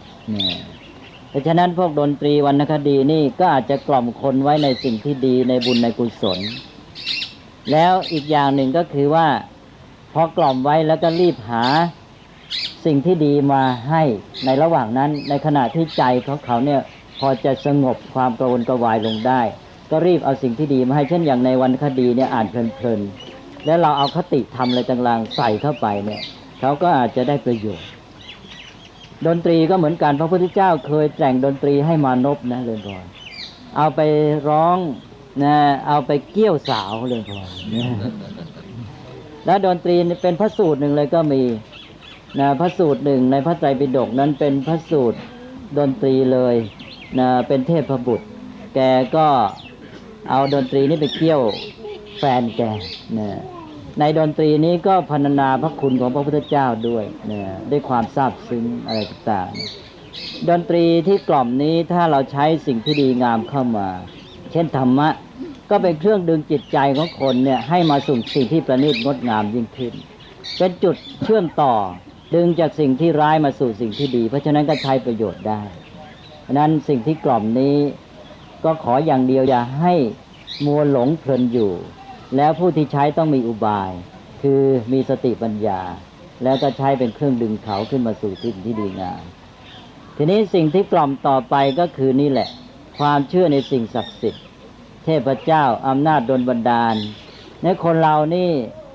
ก็เกิดทุกข์ภัยพิบัติมีความเดือดร้อนก็หวังถึงเทพเจ้าว่าวันนั้นท่านคงจะมาช่วยก็สบายใจไปใช่ไหมโยนะมันก็กล่อมใจตัวเองได้แต่ทีนี้มันจะมีพิษมีภัยยังไงถ้าตัวเองมัวแต่เชื่ออย่างนั้นก็นอนงอมืองอเท้าสิใช่ไหมไอ้อะไรที่ควรจะแก้จะไขจะทำก็ไม่ต้องทำนะก็เลยแก้ไขปัญหาไม่ได้ก็อยู่สบายไปวันๆหนึ่งนะมนุษย์จำนวนมากก็อยู่ด้วยสิ่งกล่อมประเภทนี้คืออยู่ด้วยความหวังวันหนึ่งเทพเจ้าท่านจะมาช่วยอย่างของอินเดียเนี่ยเทพเจ้าเยอะแยะหมดเลยแล้วก็มีเทพนิยายว่าเทพเจ้านี่ท่านเก่งแม้องค์นั้นก็เก่งอย่างนี้อย่างนั้นยกทัพไปนะมีอิทธิฤทธิ์แผลงฤทธิ์ได้อย่างนั้นอย่างนี้อย่างน้อยพวกประชาชนที่ฟังเทพนิยายเหล่านี้ มีความตื่นเต้นในฤทธิ์ของเทพเจ้าก็ชื่นบานสบายใจไปทีหนึ่งนะพอจะให้ลืมสภาพแวดล้อมที่มันบีบคั้นตัวเองไปได้ใช่ไหมหลวงพ่อเป็นอย่างนั้นเ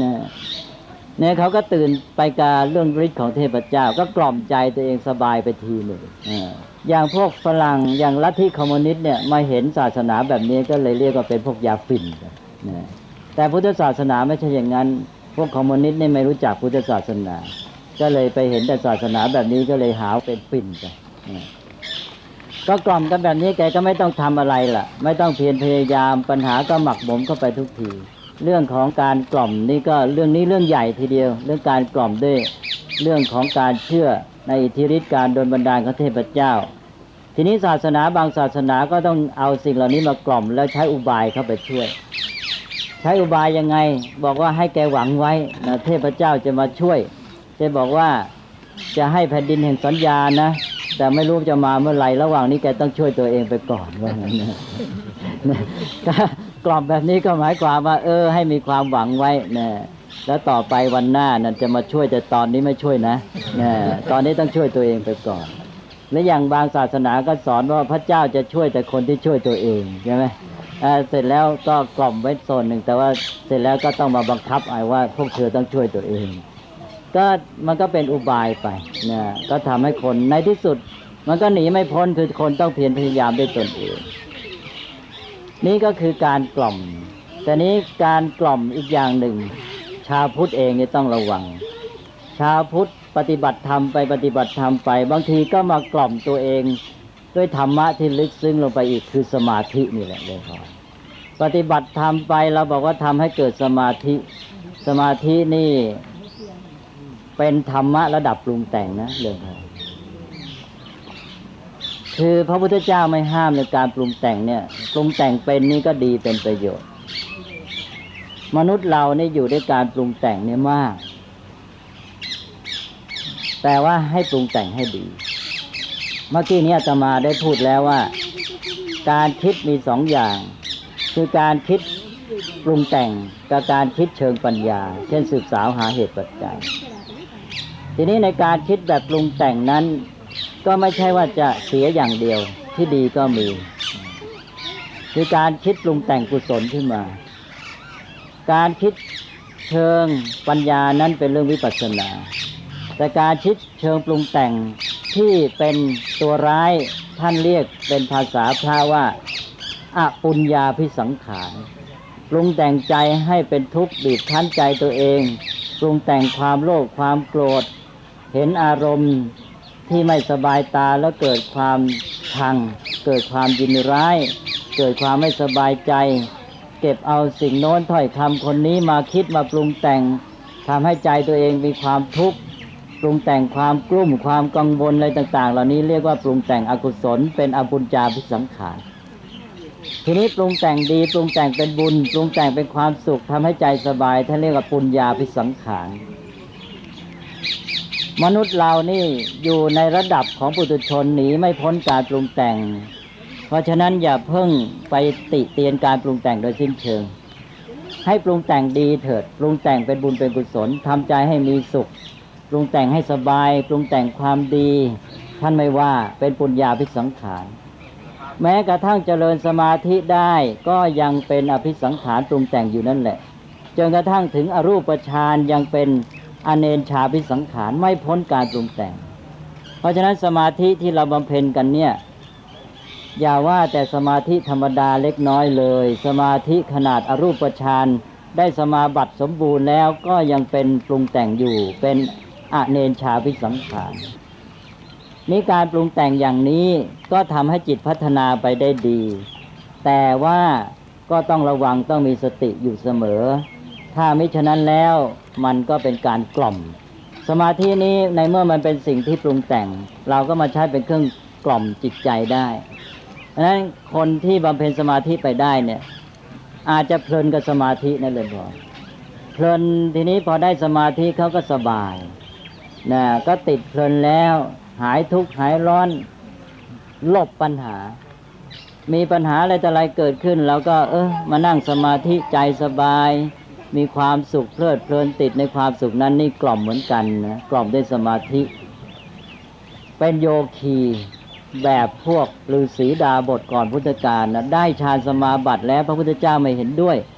เขาได้สมาธิกันสูงแล้วนะก่อนพระพุทธเจ้าอุบัติเนี่ยโยคีในอินเดียนี่เราก็เรียนพุทธประวัติมาแล้วอาราลดาบทกาลามโคตได้อรูปฌานถึงขั้นอากินจัญญายตนะแล้วท่านอุทธกดาบทรามบุตรสูงกว่านั้นได้อรูปฌานถึงเนวสัญญานาสัญญายตนะจบสมาบัติ8เลยพระพุทธเจ้าไปเรียนกับเขาจนกระทั่งทำได้จบเขาเชิญให้เป็นอาจารย์ร่วมสำนักพระพุทธเจ้าบอกว่าไม่ใช่ทางใช่ไหมหลวงพ่อก็เสด็จหลีกไปนี่แหละเราจะไปเพลินว่าสมาธินี่ดีนะดีนะดีแน่ต้องใช้ให้ถูกถ้าใช้ไม่เป็นก็ได้แค่เป็นสิ่งกล่อมแล้วเราก็จะหนีปัญหากิเลสก็ไม่หมดไปปัญหาก็ไม่หมดไปทุกข์ก็ไม่หมดไปตราบใดอยู่ในสมาธิก็สบายไปนั่นก็เพราะเป็นสิ่งกล่อมก็กล่อมใจด้วยเองด้วยสมาธิเพราะฉะนั้นพระพุทธเจ้าตรัสไว้บอกธรรมทั้งหลายนี่ต้องพิจารณาให้ดีมีทั้งคุณและโทษสมาธินี่ท่านยังบอกไว้มีอัสสาทะคือส่วนดีอย่างไรมีอาทีนวะโทษส่วนเสียอย่างไรแล้วก็มีนิสรณะทางออกอย่างไรอาทีนวะโทษของสมาธิคือทำให้เกิดโกสัจฉะความเกียจคร้านสมาธินั้นเป็นธรรมสำคัญมากตัวมันเองเป็นกุศลแต่มันสามารถเป็นปัจจัยแก่อกุศลได้ปัจจัยตัวร้ายคือทำให้เกิดโกสัจฉะความเกียจคร้านแล้วก็กล่อมใจตัวเองสบายปัญหาที่แท้จริงไม่แก้เพราะฉะนั้นกิเลสไม่หมดทุกข์ไม่หมดทำไมพระพุทธเจ้าจึงเสด็จหลีกไปจากสำนักของพวกดาบทอาราธดาบทอุทกดาบทก็เพราะว่าอันนี้ยังไม่ใช่วิธีปฏิบัติที่สมบูรณ์แต่พระองค์ก็ใช้สมาธิคือใช้เป็นบาตรเพราะสภาพจิตที่เป็นสมาธินั้นหนึ่งมีกำลังสองทำให้จิตใสสามทำให้จิตสงบอันที่สามเนี่ยทำให้คนติดมากคือคุณสมบัติของจิตที่เป็นสมาธิสามอย่างอาตมาทวนอีกทีหนึ่งเป็นทำให้เกิดพลังที่พระพุทธเจ้าจัดอุปมาบอกว่าเหมือนกับคนที่ขึ้นไปยอดเขาเอาน้ำไปถังใหญ่หนึ่งสาดโครมลงไปไม่มีทิศมีทางน้ำกระจายทั้งถังก็หายเรียบหมดไม่เกิดอะไรขึ้นแต่ถ้าเทน้ำถังเดียวกันนั้นลงในร่องในรางน้ำไหลไปทางเดียวมีกำลังมากสามารถพัดพาสิ่งที่ขวางหน้าเช่นกิ่งไม้ไปได้เหมือนกับจิตที่เป็นสมาธิพุ่งไปทางเดียวมีกำลังแน่วแน่ก็มีพลังมากนี่คุณสมบัติของจิตที่เป็นสมาธิประการที่หนึ่งสองจิตที่เป็นสมาธินั้นใสเหมือนอย่างน้ำที่เอามาจากบ่อจากสระมีฝุ่นมีละอองมีดินละลายปนอยู่ก็ข้นก็คลักมองไม่เห็นอะไรเลยเอาไปตั้งไว้ในที่ที่นิ่งสนิทไม่มีลมพัดไหวสถานที่นั้นก็มั่นคงตั้งอยู่ไม่นานตะกอนก็ตกอยู่ก้นหมด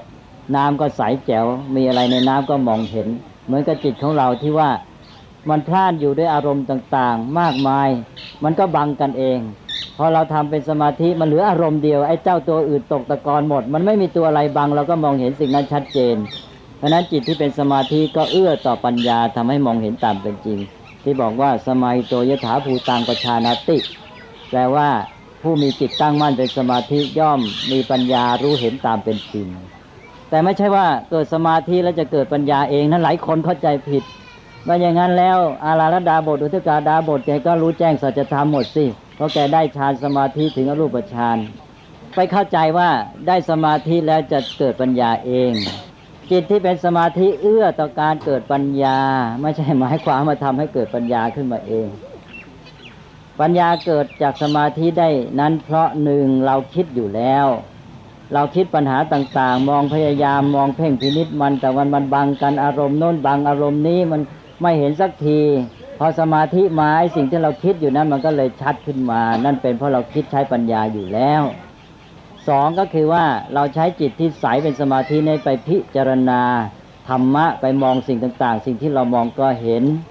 เหมือนกับน้ำที่ใสมันเอื้อต่อการเห็นแต่เราไม่มองมันก็ไม่เห็นนะโยม ฉะนั้นน้ำที่ใสนั้นเอื้อต่อการเห็นไม่ได้หมายความว่ามันจะเห็นขึ้นมามันต้องมองอีกทีหนึ่งต้องใช้ตาปัญญามองจึงเห็นดังนั้นก็อันนี้เป็นความสัมพันธ์ระหว่างสมาธิกับปัญญา อันนี้ก็สองก็คือว่าสภาพจิตที่เป็นสมาธินั้นมันใสเอื้อต่อการเห็นด้วยปัญญาทีนี้ต่อไปประการที่สามจิตที่เป็นสมาธินั้นอารมณ์ต่างๆที่เข้ามากระทบกระทั่งรบกวนมันสงบหมด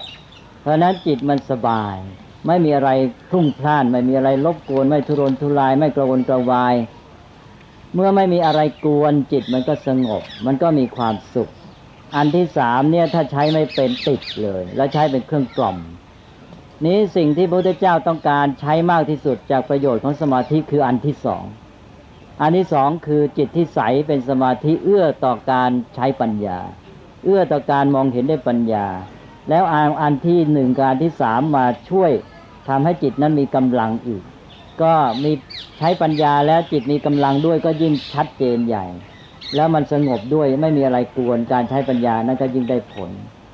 ดังนั้นลักษณะของสมาธิสามอย่างเนี่ยจะต้องใช้ให้ถูกต้องเมื่อใดเรารู้ธรรมะแจ้งแล้วนั้นสิเราใช้ประโยชน์จากอันที่สามได้เต็มที่อย่างพระพุทธเจ้าตรัสรู้สมบูรณ์แล้วพระองค์ไม่จำเป็นต้องใช้ประโยชน์จากสมาธิในแง่ที่สองที่จะต้องใช้ปัญญาเพราะว่าพระองค์ได้ตรัสรู้แล้วเพราะฉะนั้นพระพุทธเจ้าเสด็จไปบำเพ็ญพุทธกิจมาเสร็จแล้วพระองค์ก็มาพักผ่อนด้วยทิฏฐธรรมสุขวิหารคือการเข้าฌานฌานทั้งสี่นั้นเป็นทิฏฐธรรมสุขวิหารแปลว่าทำเครื่องอยู่เป็นสุขในปัจจุบันสำหรับพักผ่อนก็ใช้ในความหมายที่สามแต่พระพุทธเจ้าทรงหลุดพ้นจากกิเลสหมดแล้วจึงเป็นไปไม่ได้ที่จะทรงติดเพลินสมาธินั้นและไม่มีทางที่จะทรงประมาทสำหรับพวกเราทั่วไปยังต้องระวังถ้าติดเพลินใช้สมาธิเป็นตัวกล่อมก็จะกลายเป็นเครื่องฉุดดึงตัวเองไว้ทำให้ไม่สามารถบรรลุธรรม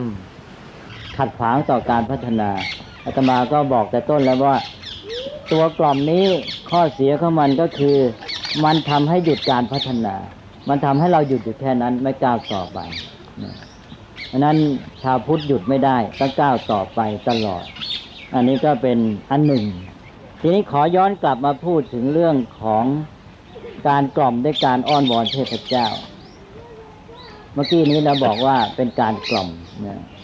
คนจำนวนมากก็กล่อมใจตัวเองได้เรื่องนี้นะจนกระทั่งศาสนาที่มนุษย์เห็นว่ามนุษย์อยู่ในระดับการพัฒนาแค่นี้ก็ต้องใช้อุบายคือว่าทำไงจะให้มนุษย์นี่จะต้องเพียรทำความพยายามเองบ้างไม่ใช่รอคอยเทพเจ้านั่งเอามือเอาเท้าอย่างเดียวอันนั้นก็แล้วแต่วิธีการของศาสนานั้นๆแต่พุทธศาสนานี้ท่านไม่ให้มัวหวังอ้อนวอนนอนรอคอยการโดนบันดาลอย่างนั้นอันนี้มันมีแง่คิดแทรกเข้ามาตอนหนึ่งก็คือว่าบางทีการอ้อนวอนเนี่ยไม่ใช่ไร้ผลนะเลยเอาละสิเดี๋ยวโยมก็บอกชักจะมาหนุนให้อ้อนวอนแล้วอันนี้มันเป็นเรื่องของสัจธรรมเรื่องของกฎธรรมชาติเรามาวิเคราะห์กันคือการอ้อนวอนเนี่ยไม่ใช่ไร้ผลทีเดียวแต่ว่ามันมีอะไรแฝงอยู่การอ้อนวอนนั้นโดยตัวมันเองนั้นไม่ใช่สิ่งที่ให้ผลหรอกแต่ในการอ้อนวอนนั้นมันได้ทำให้เกิดสภาพจิตอันหนึ่งขึ้นมาซึ่งเป็นผลพลอยได้โดยไม่รู้ตัวพวกที่อ้อนวอนนั้นทำไปโดยไม่รู้ตัวแต่มันได้ผลอันนี้ทำไมเราจึงบอกว่าบางครั้งมันได้ผลสิ่งที่มันแฝงมาโดยไม่รู้ตัวก็คือสภาพจิตเมื่อมีการอ้อนวอนนั้นมันทำให้เกิดแรงความมุ่งหวังแรงความมุ่งหวังนั้นทำให้จิตแน่วมุ่งดิ่งไปและมีพลังขึ้นมาในแนวของสมาธินั่นเองจิตที่อ้อนวอนนั้นเมื่อความตั้งใจความปรารถนามันแรงมันก็พุ่งดิ่งไปทางเดียวจิตก็ตั้งมั่นจิตที่ตั้งมั่นอันนี้แหละมันเป็นคุณประโยชน์เพราะนั้นคนที่ไม่รู้จักอ้อนวอนซะเลยบางทีบอกว่าตัวเองเป็นคนมีปัญญาแต่เป็นคนที่พลาดจิตนี่ไม่เอาไหนคือจับจดคนบางคนนี่เป็นคนที่บอกว่าตัวเองใช้ปัญญามากมีคนปัญญามากแต่จิตจับจดเมื่อจิตจับจดไม่เอาอะไรลงแน่นอนแล้วทำอะไรก็ไม่ค่อยได้ผลแล้วเรื่องของความแน่วแน่มั่นคงของจิตใจนี่สำคัญมากนะมันลงในระดับจิตที่ไม่รู้ตัวของเราเลยจิตที่ทำงานสำคัญส่วนใหญ่ของเราเนี่ยเป็นจิตส่วนที่ไม่รู้ตัวนั่นเลยบอยภวังคจิตนี่เป็นตัวองค์แห่งภพนะ ความสำเร็จแห่งกรรมนี่ไม่ได้อยู่ในระดับจิตสำนึกนะมันอยู่ระดับภวังค์นะเลยมอนกรรมของเรานี่สั่งสมสำเร็จขึ้นมาในจิตที่เป็นภวังค์จิตที่เป็นภวังค์นี้เราไม่รู้ตัวเลยอันนั้นการกระทำหลายอย่างที่มันเป็นไปเนี่ยเราไม่รู้ตัวหรอกเราได้กระทำมันไปเองโดยการดำเนินชีวิตประจำวันบ้างโดยความเชื่อบ้างอะไรต่างๆชักพาให้เป็นไปแต่ท่านบอกเนี่ยเป็นเรื่องของมนุษย์ที่อยู่ในอวิชชานะอยู่ในโมหะทำการต่างๆได้ผลบ้างไม่ได้ผลบ้างนะมันเรียกว่าเป็นผลพลอยได้ขึ้นมาบ้างเรียกว่ามันเป็นไปโดยไม่รู้ตัวคือว่ามันพอดีมันใจจำเพาะมันไปถูกจังหวะเข้ามันไปถูกจุดเข้ามันก็เลยได้ผลนี่พระพุทธเจ้าท่านให้คนเราพัฒนาเนี่ยก็เพื่ออะไรเพื่อให้ทำการต่างๆได้ผลได้ปัญญาได้ความรู้เข้าใจได้การเห็นจริงบังคับบัญชามันได้ไม่ใช่ว่าไปทำไปพอดีตรงข้ามมันก็เลยได้ผลขึ้นมานี่สำหรับการอ้อนวอนนี่ก็เป็นเรื่องของมนุษย์ที่มีอวิชชาแต่ว่าสภาพจิตอันนี้มันได้อันหนึ่งก็คือว่าสภาพจิตที่เกิดแรงความมุ่งหวังที่ทำให้เกิดความแน่วแน่และความพุ่งดิ่งแล้วก็ทำให้จิตเนี่ยในระดับของความไม่รู้ตัวที่เป็นภวังค์เนี่ยมันมุ่งมันทำงานมุ่งไปในสิ่งเหล่านั้นมันจับมุ่งอยู่กับอันนั้นเนี่ยแล้วมันก็นำไปสู่ผลที่ต้องการแม้แต่ตนเองไม่รู้ตัวนั้นการอ้อนวอนในบางกรณีจึงได้ผลในทางพุทธศาสนาท่านเอาหลักเนี้ยมาแยกออกแล้วเอาสิ่งที่ใช้ประโยชน์ที่จะมาสัมพันธ์กับการพัฒนามนุษย์ในทางของหลักกรรมขึ้นมาพุทธศาสนิกชนเมื่อยังอยู่ในระดับนี้ยังไม่ถึงกับตรัสรู้เรายังยอมรับความเป็นปุถุชนอยู่อย่างน้อยก็ควรจะใช้หลักนี้ให้เป็นประโยชน์พระพุทธศาสนาท่านแยกอันนี้ออกมาให้เราแล้วแต่บางทีเราก็แยกไม่ออกเราก็ยังวุ่นอยู่จากระบบการอ้อนวอนที่บางทีมันได้ผลเนี่ยนะมันมีแก่นแท้อันนั้นก็คือตัวความมุ่งหวังใฝ่ปรารถนาอย่างแรงกล้าที่ทำให้จิตมันรวมเป็นพุ่งดิ่งเนี่ยนะอันนี้ท่านเอาออกมาใช้ท่านเรียกว่าอธิษฐานเลยก่อนในทางพุทธศาสนานั้นเอาอันนี้ออกมาแล้วให้ชาวพุทธใช้ได้นะท่านเรียกว่าอธิษฐานแต่ชาวพุทธแยกไม่ออกอีกแหละทั้งที่ให้แล้วว่าอธิษฐานเนี่ยนะกลับเอาอธิษฐานเนี่ยไปปนความหมายอ้อนวอนอีกตามเคยแยกไม่ออกนะหลายท่านแยกไม่ออกว่าอธิษฐานต่างกับอ้อนวอนอย่างไรต้องเป็นสัตยาธิษฐานจะเรื่องพอจะได้ผลกว่าไหมก็สัตยาธิษฐานก็เป็นอธิษฐานแบบหนึ่งเป็นวิธีอธิษฐานแบบหนึ่งแต่ทีนี้คำว่าอธิษฐานนี่กว้างกว่าแล้วทีนี้มาดูคำว่าอธิษฐานอีกทีแต่ตอนนี้อาตมาต้องการจะพูดให้แยกออกได้ก่อนว่าในทางพุทธศาสนานั้น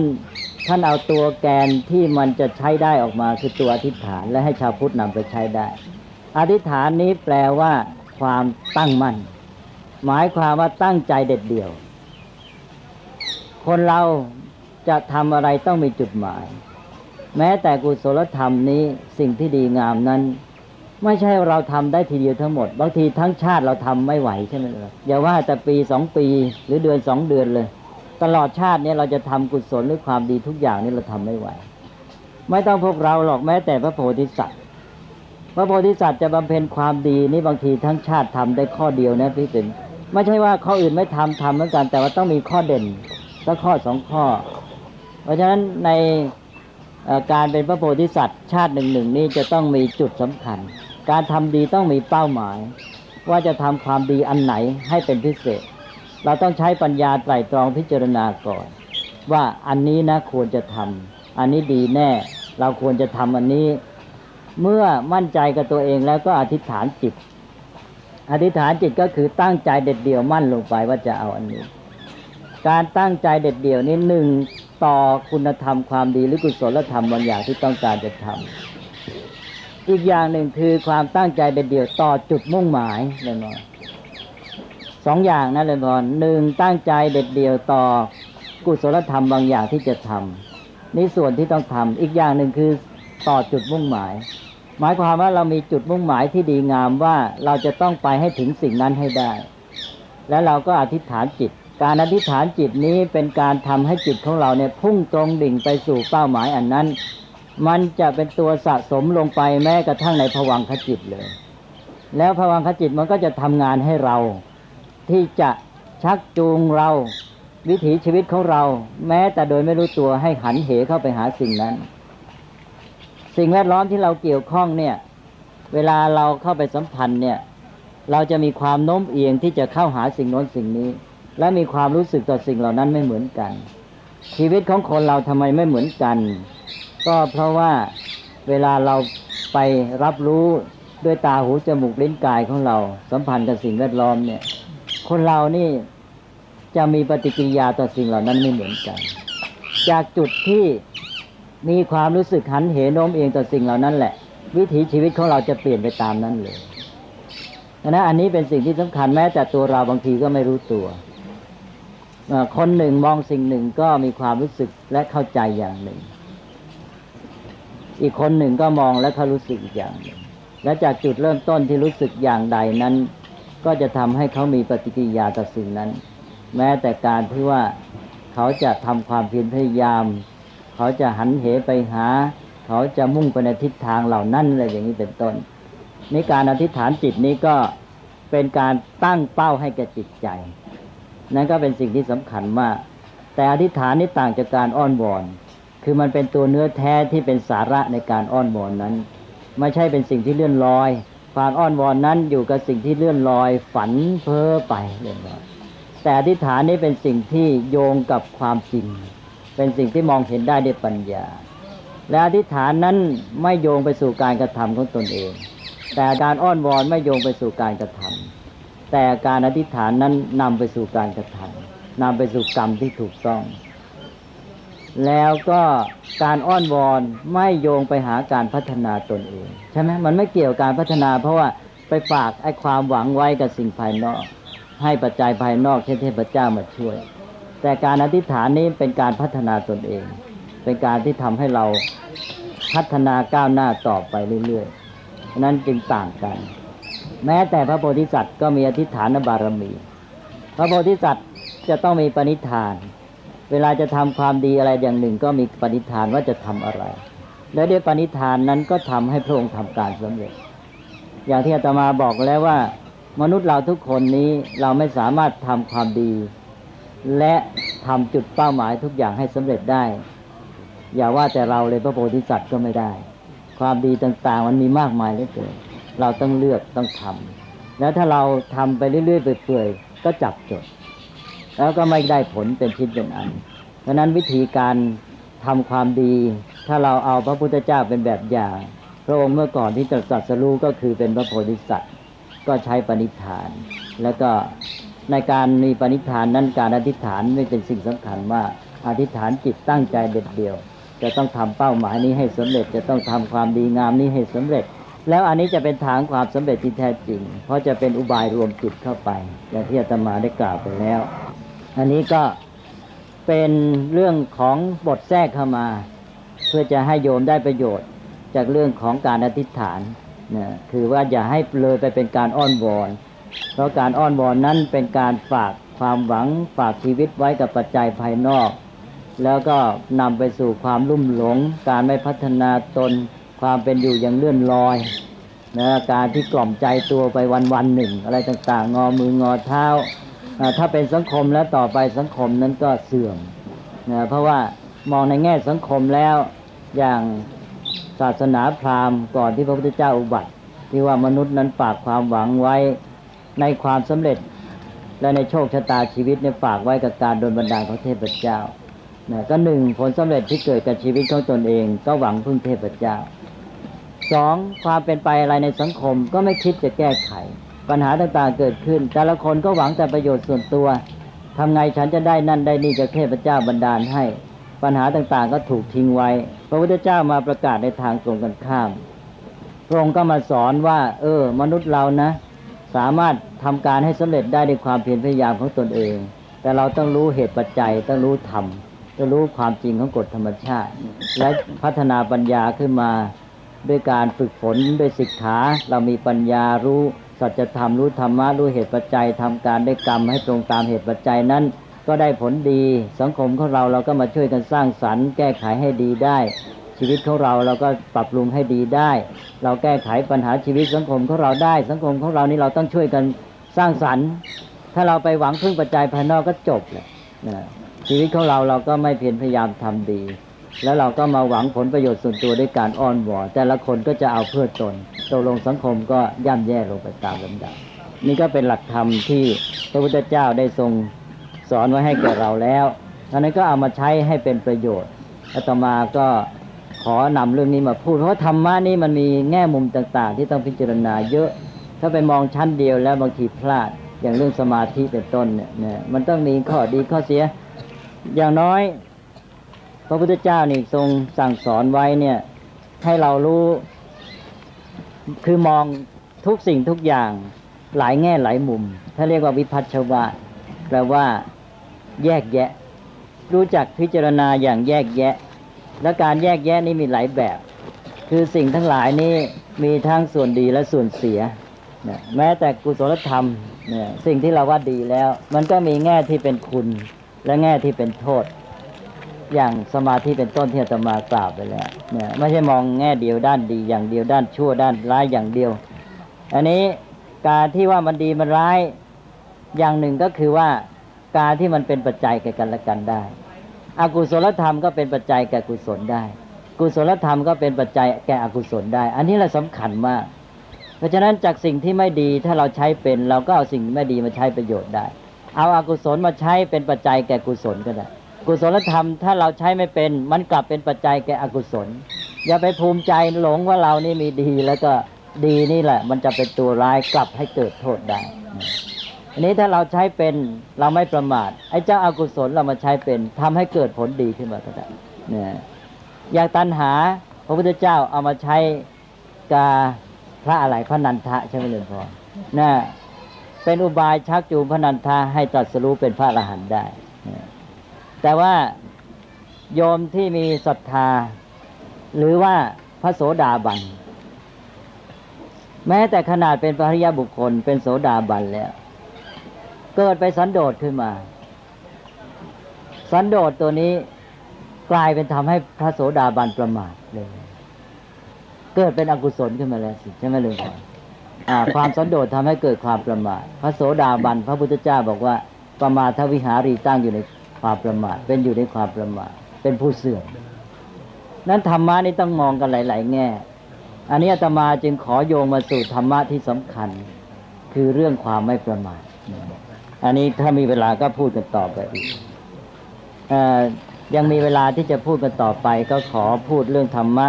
ที่โยงไปถึงตอนแสดงธรรมจักรที่ป่าอิสิปตนมฤคทายวันนั่นแสดงทางสายกลางแล้วก็มาถึงที่ปรินิพพานกุสินาราเรื่องความไม่ประมาทธรรมเหล่านี้โยงกันหมดเลยก่อนที่จะพูดเรื่องนั้นก็ขอยกตุ๊กตาขึ้นมาก่อน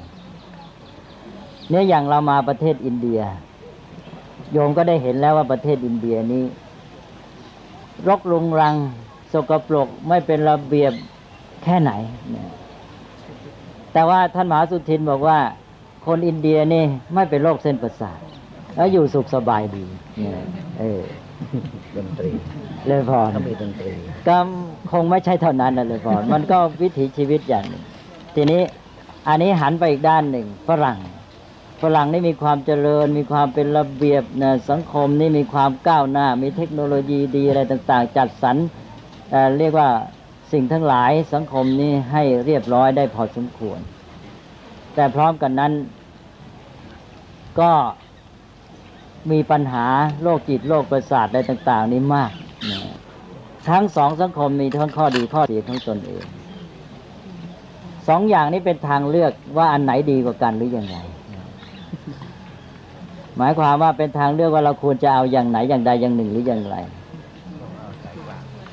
นี่คือพุทธศาสนาบอกมันไม่ใช่ทางเลือกที่จะต้องเอาอย่างใดอย่างหนึ่งเราสามารถทำสิ่งที่ดีกว่านี้สองอย่างนี้น่าจะเป็นสุดโต่งสองทางมากกว่ามันเป็นสุดสองอย่างมากกว่าจะเป็นทางเลือกในแง่ของชาวพุทธแล้วเราจะไม่ยอมถ้ามันยังมีส่วนเสียอยู่ ในส่วนอินเดียมีความสุขสบายอย่างนี้แต่ว่ามันสกปรกรกรุงรังนี้เราคงไม่เอาเหมือนกันเรายังไม่ยอมแต่ว่าในแบบฝรั่งที่ว่าจะมีความเจริญก้าวหน้าทางเทคโนโลยีเป็นต้นแต่จิตใจคล่ำเครียดมีทุกข์อะไรต่ออะไรมากเราก็ไม่เอาเหมือนกัน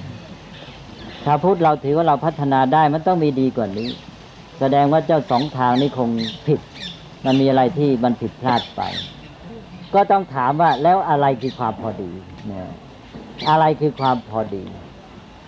นี่แหละคือสิ่งที่พุทธศาสนาท่านสอนไว้เรียกว่ามัชฌิมาปฏิปทาแปลว่าทางสายกลางทางสายกลางก็คือทางแห่งความพอดีพอดีมีความหมายอย่างไรหรือทางสายกลางมีความหมายอย่างไรทางสายกลางไม่ใช่หมายความว่าเขาอยู่กันสองฝ่ายเราก็ไปอยู่กึ่งกลางระหว่างสองฝ่ายนั้นอย่างนั้นเรียกว่าสายกลางบางคนคิดว่าอย่างนั้นนะมีอยู่สองฝ่ายเราก็อยู่ตรงกลางเรียกว่าสายกลางพวกหนึ่งกินเหล้ามากๆพวกหนึ่งกินน้อยๆเราก็กินกลางๆอย่างนี้หรือเรียกว่าทางสายกลางใช่ไหมเลยก่อนก็ถ้าหากว่ามีแต่คนทำชั่วพวกหนึ่งทำชั่วมากพวกหนึ่งทำชั่วน้อยเราก็เลยทำชั่วกลางๆอย่างนี้ไม่เรียกคงไม่ใช่ทางสายกลางในพุทธศาสนาเพราะนั้นต้องทำความเข้าใจกันให้ชัดว่าทางสายกลางนั้นไม่ใช่ไปอยู่กึ่งกลางระหว่างสองฝ่าย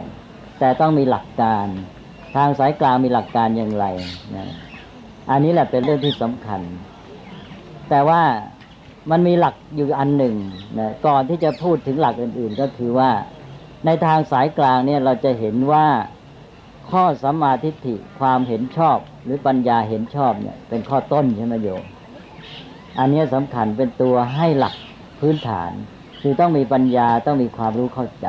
ความเข้าใจที่ถูกต้องแต่ว่ามันยังมีข้อปลีกย่อยองค์ประกอบอื่นๆอีกที่เป็นทางสายกลางแต่ตอนนี้อาตมาจะให้ไว้เป็นข้อสังเกตเบื้องต้นก่อนว่าปัญญาเห็นชอบความเข้าใจถูกต้องเนี่ยเ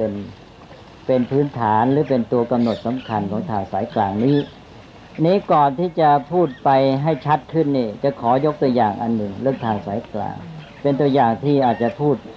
มาแล้วโยมอาจจะได้ยินมาแล้วแต่ว่าวันนี้ก็อาจจะมาพูดซ้ำในชีวิตประจำวันเนี่ยเช่นเรื่องการกินอาหารนี่ก็มีเรื่องทางสายกลางเหมือนกันคือการกินพอดีการกินพอดีเราจะวัดได้อย่างไรกินพอดีที่เป็นทางสายกลางนั้นวัดได้อย่างไรเอาอะไรเป็นเกณฑ์วัดถ้าโยมเห็นอันนี้แล้วอาตมาว่าเป็นตัวอย่างทางสายกลางแบบง่ายๆเลยกินพอดีคนจำนวนมากนี่เอาอะไรเป็นเกณฑ์ในการกินเขาจะใช้ความอร่อยคนที่ยังไม่มีการศึกษายังไม่ได้ฝึกฝนพัฒนาไม่มีโยนิโสมนสิการไม่รู้จักคิดพิจารณาก็จะกินตามอร่อยเพราะว่าเมื่อกินนั้นลิ้นเป็นผู้เสพรสเป็นผู้รับสัมผัสก็จะได้เวทนาคือความอร่อยหรือไม่อร่อยเพราะฉะนั้นความอร่อยหรือไม่อร่อยจะเป็นเกณฑ์วินิจฉัยในการกินถ้ามันไม่อร่อยก็ไม่กินถ้าอร่อยก็กินยิ่งอร่อยก็ยิ่งกินเพราะนั้นอร่อยมากก็กินให้มากเมื่อเราเอาความอร่อยเป็นเกณฑ์ในการกินแล้วจะเกิดผลอะไรขึ้นคือยิ่งอร่อยมากก็กินมากดังนั้นเมื่อมันอร่อยมากกินมากมันก็จะมีผลคือว่ากินอาหารที่อร่อยมากจนกระทั่งว่าในเฉพาะหน้าปัจจุบันกินจนกระทั่งอาหารไม่ย่อยลุกไม่ขึ้นทีนี้ระยะยาวก็คือว่ากินจนกระทั่งเสียสุขภาพเป็นโรคไขมันในเส้นเลือดหรือว่าอะไรเป็นโรคอะไรต่างๆหลายอย่างซึ่งคุณหมอทราบดีว่ากินอาหารที่มันเอารสอร่อยไปเกณฑ์นี่จะมีผลร้ายอย่างไรหรืออีกอย่างหนึ่งก็คือว่ากินเพราะรสอร่อยก็เลยไม่คำนึงว่ามันมีโทษหรือมีคุณแค่ไหนไม่คำนึงถึงคุณค่าของอาหารว่าอาหารนี้จะเป็นโทษต่อร่างกายไหมอาหารนี้มีสารพิษมีสารเคมีปนไหมปรุงแต่งกลิ่นสีรสหรือเปล่าอะไรต่างๆไม่ได้คำนึงถึงโทษภัยฉะนั้นการใช้รสอร่อยเป็นเกณฑ์ในการกินนี่ไม่ถูกต้องใช่ไหมเรือนพรอันนี้คือการกินตามชอบใจไม่ชอบใจนี่แหละ คือหลักเดียวกันหลักที่ว่าประสบการณ์ที่เข้ามาทางตาหูจมูกลิ้นกายเอาเวทนาเป็นตัวตัดสินคือความรู้สึกเวทนาสบายไม่สบายเป็นสุขเวทนาคืออร่อยก็ชอบใจก็กินนี่เรียกกินด้วยตัณหาทีนี้มันมีวิธีกินอีกอย่างหนึ่งก็คือว่าอย่างน้อยคนที่มีการศึกษาจะเริ่มถามว่าที่เรากินนี่เพื่ออะไรเป็นวัตถุประสงค์ของการกินอาหารเราใช้ปัญญาไปพิจารณาไข้ครวญจะเริ่มรู้ว่าอ๋อที่กินนี่เพื่อให้ร่างกายดำรงอยู่ได้นะเพื่อให้ร่างกายเนี่ยสามารถมีกำลังแข็งแรงดำรงชีวิตอยู่ได้ซึ่งคำตอบรวบรัดก็คือว่าเพื่อสุขภาพนั่นเองเพื่อให้ร่างกายแข็งแรงมีสุขภาพดีแล้วต่อจากนั้นก็จะเป็นอื่นอีกแค่ว่าของพระบอกว่าพรหมจริยานุกหายะเพื่ออนุเคราะห์พรหมจรรย์หมายความว่าเพื่อจะได้ดำเนินชีวิตที่ดีงามประเสริฐได้เพื่อปฏิบัติตามมรรคได้ก็คือเพื่อว่าเราจะได้อาศัยร่างกายนี้ไปดำเนินชีวิตที่ดีงามเราจะได้อาศัยร่างกายนี้ทำคุณประโยชน์ทำสิ่งที่ดีงามสร้างสรรค์สิ่งที่ดีงามต่อไปแต่ว่าตัวที่สำคัญก็คือว่าเพื่อร่างกายมีแข็งแรงมีสุขภาพดีนี่พอเราหาเป้าหมายจุดหมายของการกินได้มาอยู่ที่เพื่อให้ร่างกายมีสุขภาพดีอันนี้คือความต้องการที่แท้จริงของชีวิตพอเรากำหนดตัวนี้ได้นี่คือเรารู้เข้าใจใช่ไหมล่ะหมอนี่คือปัญญาพอเกิดตัวปัญญาเรียกว่าสัมมาทิฏฐิความเห็นชอบรู้เข้าใจความมุ่งหมายของการกินแล้วความเข้าใจในจุดมุ่งหมายนี้จะเป็นตัวปรับให้เกิดความพอดีในการกินได้ทันทีเลยนะ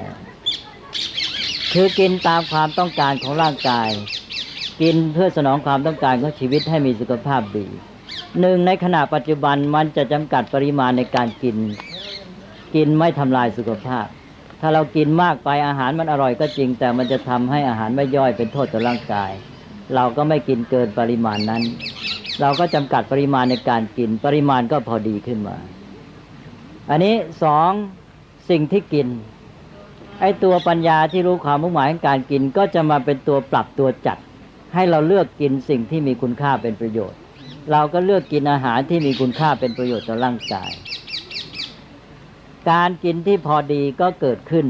ด้วยปัญญาที่รู้เข้าใจความมุ่งหมายของการกินเพราะฉะนั้นตัวนี้จึงเป็นโยนิโสมนสิการที่สำคัญในการฝึกหลักปฏิบัติเบื้องต้นในพุทธศาสนามีอะไรโภชเนมัตตัญญุตาใช่ไหมเล่นพ่อพระนี่ท่านถือเป็นเรื่องสำคัญเลยพอบวชเข้ามาในพุทธศาสนาจะต้องมีการหลักปฏิบัติเบื้องต้นโภชเนมัตตัญญุตาด้วยการปฏิสังขารโยรับประทานอาหารใช้ปัจจัย4บริโภคปัจจัย4ด้วยการพิจารณาเรียกว่าปัจจเวคขณะปัจจเวคขณะนี่ก็ว่าปฏิสังขารโยนิโสปินดาปาตังเป็นต้นเวลาจะฉันข้าวนี่พระในสมัยโบราณนี่ก่อนจะบวชต้องท่องตั้งแต่ก่อนบวชเวลามาอยู่วัดนี่นะยังไม่ทันบวชต้องท่องบทปฏิสังขารโยบทปฏิสังขารโยนั้นแปลว่าอะไรบอกว่าเราพิจารณาแล้วโดยแยบคายโดยโยนิโสคือโยนิโสมนสิการนี่แหละจึงบริโภคอาหารว่าเราบริโภคอาหารนี้ไม่ใช่เพื่อมุ่งสนุกสนานโมเมาโก้เก๋อะไรต่างๆแต่รับประทานเพื่อยังชีวิตให้เป็นไปให้เพื่อร่างกายให้อยู่ได้เพื่อให้อยู่ผาสุกเพื่อให้อนุเคราะห์แก่พรหมจรรย์เพื่อดำเนินชีวิตที่ดีงามประเสริฐเราก็อาศัยร่างกายนี้ดำเนินชีวิตที่ดีงามได้โดยพออันนี้ฝึกพระตั้งแต่ต้นก็คือต้องใช้ปัญญากินได้ปัญญาต่างกับกินได้ตัณหากินเพื่อหวังรสอร่อยอย่างเดียวเป็นตัณหาถ้ากินด้วยปัญญาพิจารณาเพื่อให้บรรลุจุดหมายของการกินที่แท้อันนี้เป็นการกินได้ปัญญาเรียกว่าโยนิโสมนสิการสำหรับมนุษย์ปุถุชนเรายอมรับว่าเขายังต้องมีตัณหาอยู่การกินเพื่อรสอร่อยแต่อะไรก็ยังต้องมีแต่ขอให้เอาหลักโภชเนมัตตัญญุตามาช่วยบ้างเพื่อได้ปรับอย่างน้อยก็มีสติควบคุม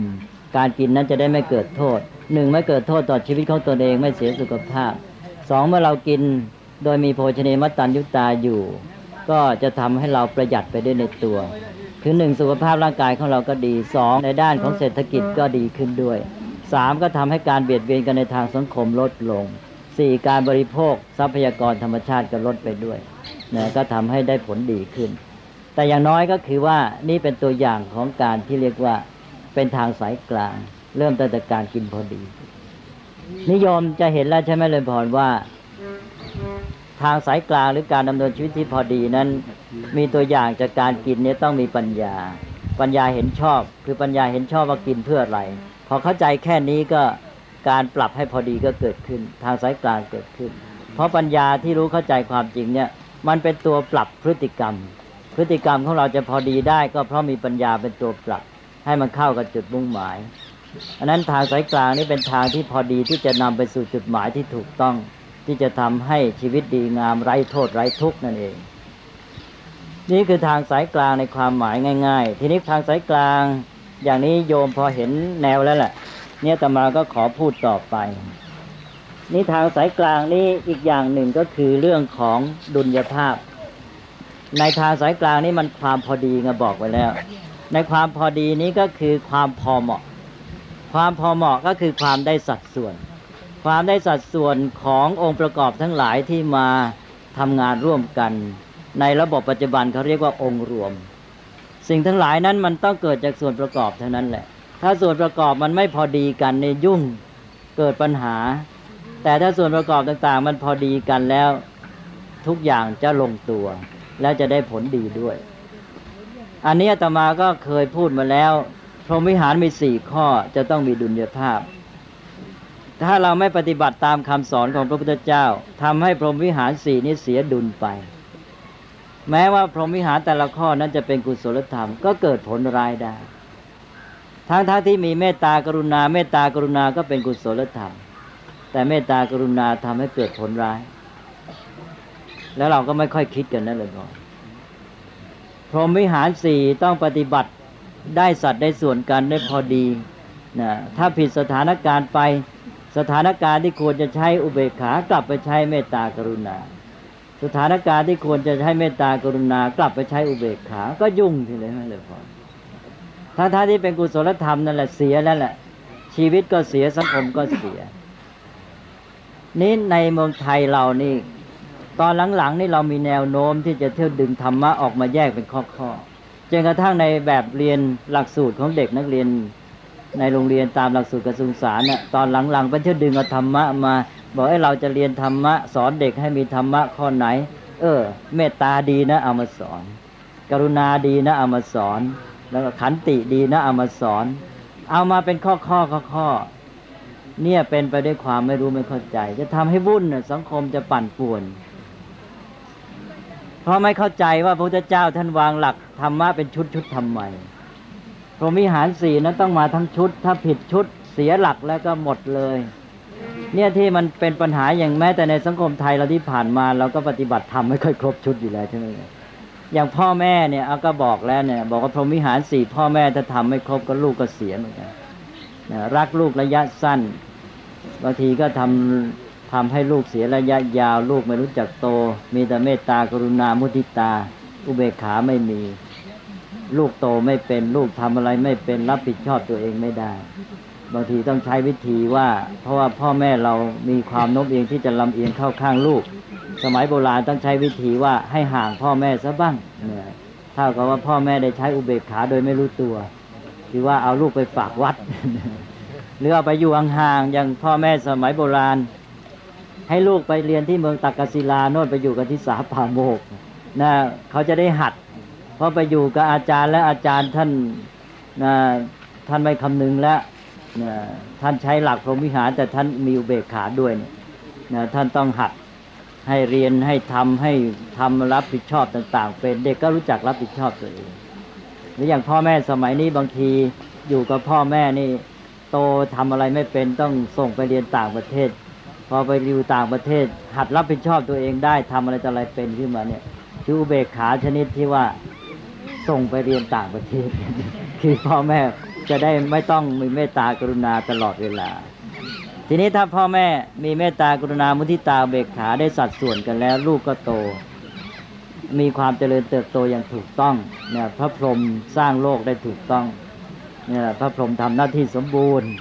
ต้องมีดุลยภาพแห่งเมตตากรุณามุทิตาอุเบกขา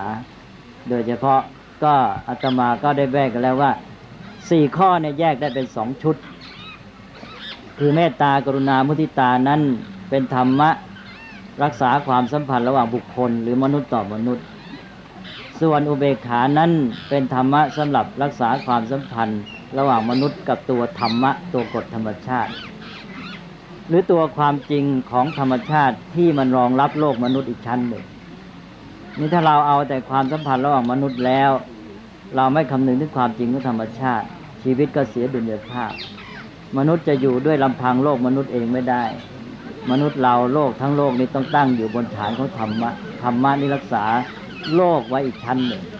อันนั้นจะต้องไปให้ถึงอุเบกขาอุเบกขาก็เป็นตัวรักษาธรรมะไว้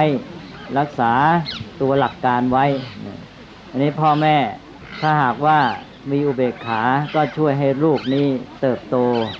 รู้จักรับผิดชอบตัวเองรู้จักทำอะไรต่ออะไรเป็นอย่างที่อาตมาได้พูดไปแล้วบอกว่าพ่อแม่ต้องรักษาอุเบกขาต่อลูกใน3สถานการณ์พูดไปแล้ววันนี้ไม่ต้องทวนอีก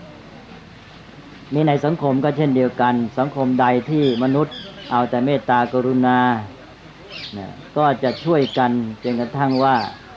ลืมหลักการมองข้ามกฎเกณฑ์กติกาเสียความชอบธรรมในสังคมหรือว่าอีกด้านหนึ่งที่เสียก็คือว่าจะทำให้คนเนี่ยหวังพึ่งกันเกินไปคนที่ไม่รู้จักรับผิดชอบตัวเองเลยก็หวังพึ่งแต่คนอื่นแล้วไม่กระตือรือร้นขนขวายกลายเป็นคนอ่อนแอก็เสียกับสังคมด้วยทำให้สังคมนั้นไม่เจริญก้าวหน้านี่สังคมที่มีอุเบกขามากก็จะไม่เอาใจใส่กันในระหว่างบุคคลก็ขาดความอบอุ่นขาดความอบอุ่นแล้วก็ทำให้ชีวิตนี้เคร่งเครียดมีความทุกข์เป็นโรคเส้นประสาทมากแต่ทุกคนนี้จะกระตือรือร้นขนขวายดิ้นรนมากมีความเข้มแข็ง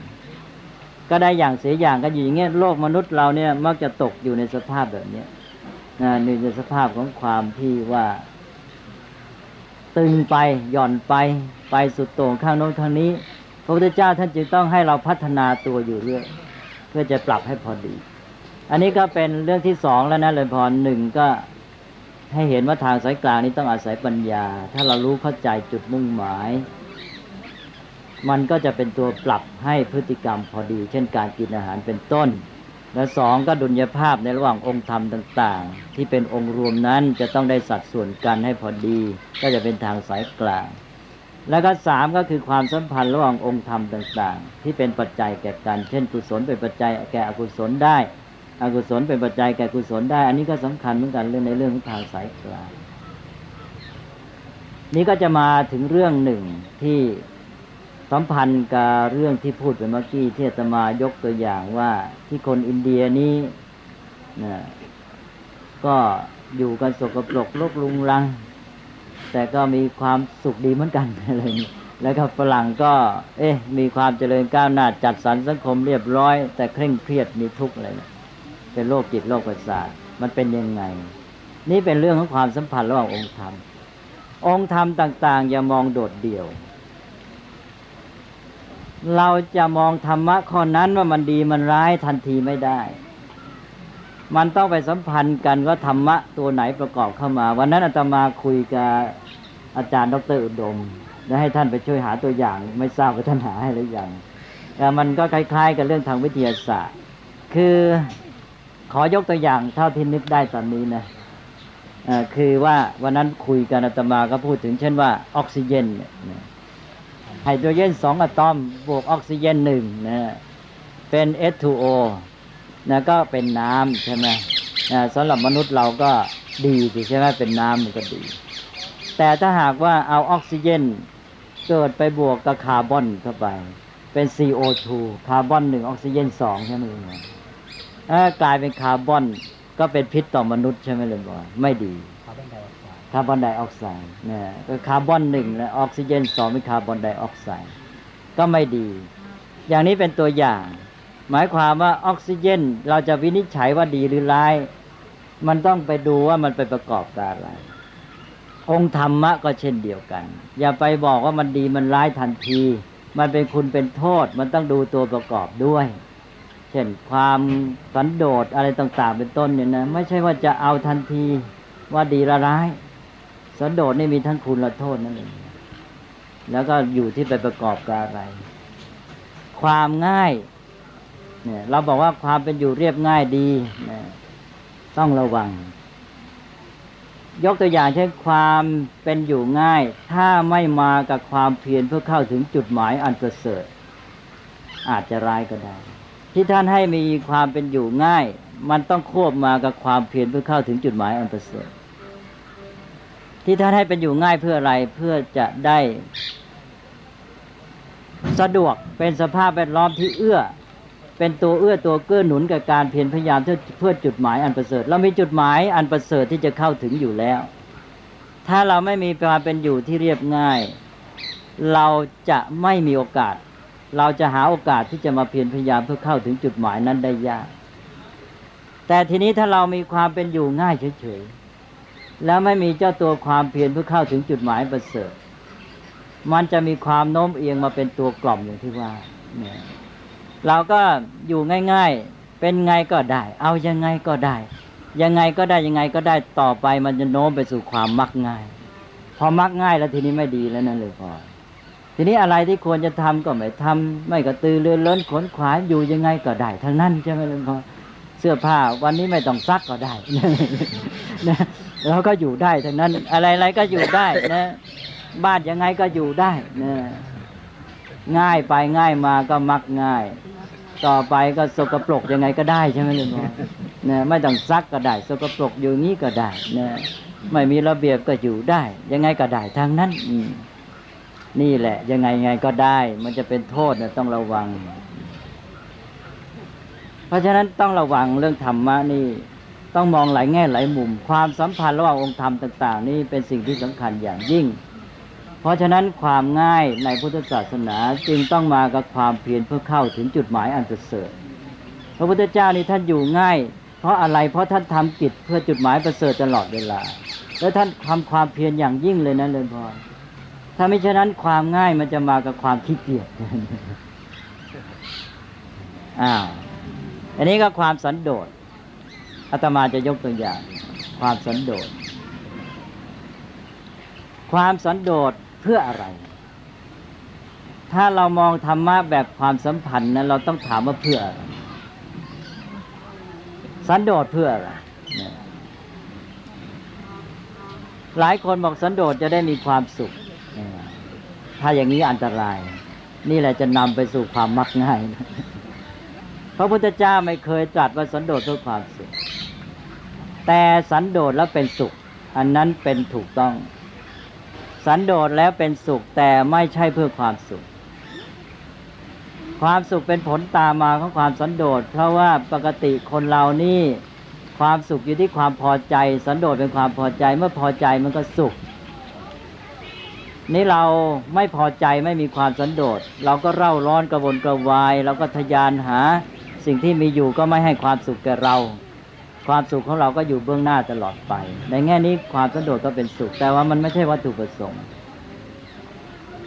ขอให้สังเกตว่าในธรรมะที่เป็นหมวดนะคือที่อาตมาบอกธรรมะเป็นหมวดเพราะว่าพระพุทธเจ้าบางทีตรัสธรรมะไว้เป็นคาถา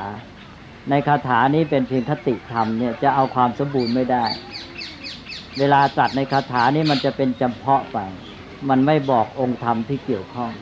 แต่เวลาตรัสมาเป็นข้อความเป็นคำสอนยาวๆเป็นร้อยแก้วเนี่ยจะมีชุดเลยสันโดษนั้นจะมากับความเพียรให้สังเกตพระพุทธเจ้าตรัสสันโดษที่ไหนจะตรัสความเพียรไว้ที่นั่นตรัสศรัทธาไว้ที่ไหนจะตรัสปัญญาไว้ที่นั่นจริงไหมเลยพรนี่คือธรรมะที่มันโยงกันแหละที่มันต้องมาประกอบกันเข้านอกจากว่าจะเป็นระบบดุลยภาพแล้วมันก็เป็นความสัมพันธ์ในเชิงจุดหมายด้วยอย่างศรัทธานี้เพื่ออะไรเพื่อปัญญาศรัทธาต้องประกอบด้วยปัญญาและต้องเพื่อปัญญาถ้าไม่เช่นนั้นศรัทธาก็เหลวไหลได้ศรัทธาเหลวไหลเยอะแยะไปงมงายไปเลยเพราะนั้นศรัทธามาลำพังอย่าไปไว้ใจสันโดษก็มาลำพังไว้ใจไม่ได้ต้องดูมากับอะไรมากับความเพียรพระพุทธเจ้าตรัสไปแล้วบอกภิกษุหนึ่งสันโดษใน จีวรตามมีตามได้สองภิกษุสันโดษในบิณฑบาตตามมีตามได้สามภิกษุสันโดษในเสนาสนะตามมีตามได้สี่ภิกษุเป็นผู้ยินดีในภาวนาเพียรพยายามเพื่อบรรลุธรรมที่ยังไม่บรรลุเนี่ยอันนี้สำคัญใช่ไหมเลยว่าเนี่ยต้องมาอันนี้เลยสันโดษมา3ข้อพอข้อที่4ความเพียรเลยเพราะอะไรเพราะว่าสันโดษนี้เป็นตัวช่วยสงวนเวลาแรงงานและความคิดไว้ใช่เปล่าถ้าภิกษุไม่สันโดษในจีวรบิณฑบาตเสนาสนะปัจจัย4ไม่สันโดษในวัตถุบำรุงบำเรอความสุขเที่ยวแสวงหาอาหารดีๆฉัน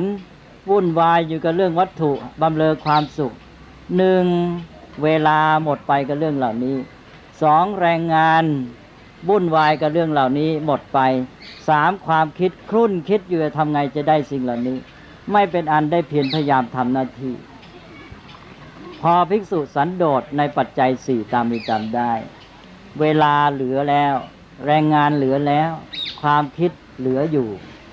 เอามาระดมทำกิจหน้าที่ของตนเองใช่ไหมเรือนบอยตอนนี้แหละสันโดษก็มีผลเลยเพราะนั้นสันโดษจึงต้องมาคู่กับความเพียรความเพียรในทานทำกิจหน้าที่ของตนแม้เป็นคฤหัสถ์ก็เช่นเดียวกันถ้าเราไปมัววุ่นวายอยู่กับการแสวงหาสิ่งบำรุงบำเรอความสุขส่วนตัวเราก็ไม่มีเวลาแรงงานความคิดของเราก็ไม่มีในการที่จะบำเพ็ญปฏิบัติเราก็จะวุ่นวายไปในการที่ว่าจะแสวงหาความสุขส่วนตัวแล้วก็หมดเวลาหมดแรงงานความคิดกับเรื่องเหล่านั้นกิจหน้าที่ไม่เป็นอันทำการทำความดีประโยชน์อะไรแต่อะไรสูงส่งนี่เป็นไปไม่ได้ถ้าคนไม่สันโดษแต่ว่าถ้าสันโดษอย่างเดียวเพื่อความสุขก็จบเหมือนกันก็ไม่ต้องทำอะไรเลยสันโดษจะพอใจฉันก็สบายสุขก็เลยเข้ากับหลักที่ว่าขี้เกียจดังนั้นสันโดษก็ทำให้คนขี้เกียจได้ถ้าไม่มาผนวกกับธรรมะที่มันเป็นคู่กันแล้วสันโดษพระพุทธเจ้าก็ไม่ตรัสไว้ลอยๆสันโดษจะต้องมีต่อว่าสันโดษในอะไรพระพุทธเจ้าจะตรัสสันโดษไว้กับปัจจัย4สำหรับภิกษุเพราะนั้นสำหรับชาวบ้านก็คือสันโดษต้องมากับตัวต่อว่าสันโดษในวัตถุบำรุงบำเรอความสุขส่วนตัวทีนี้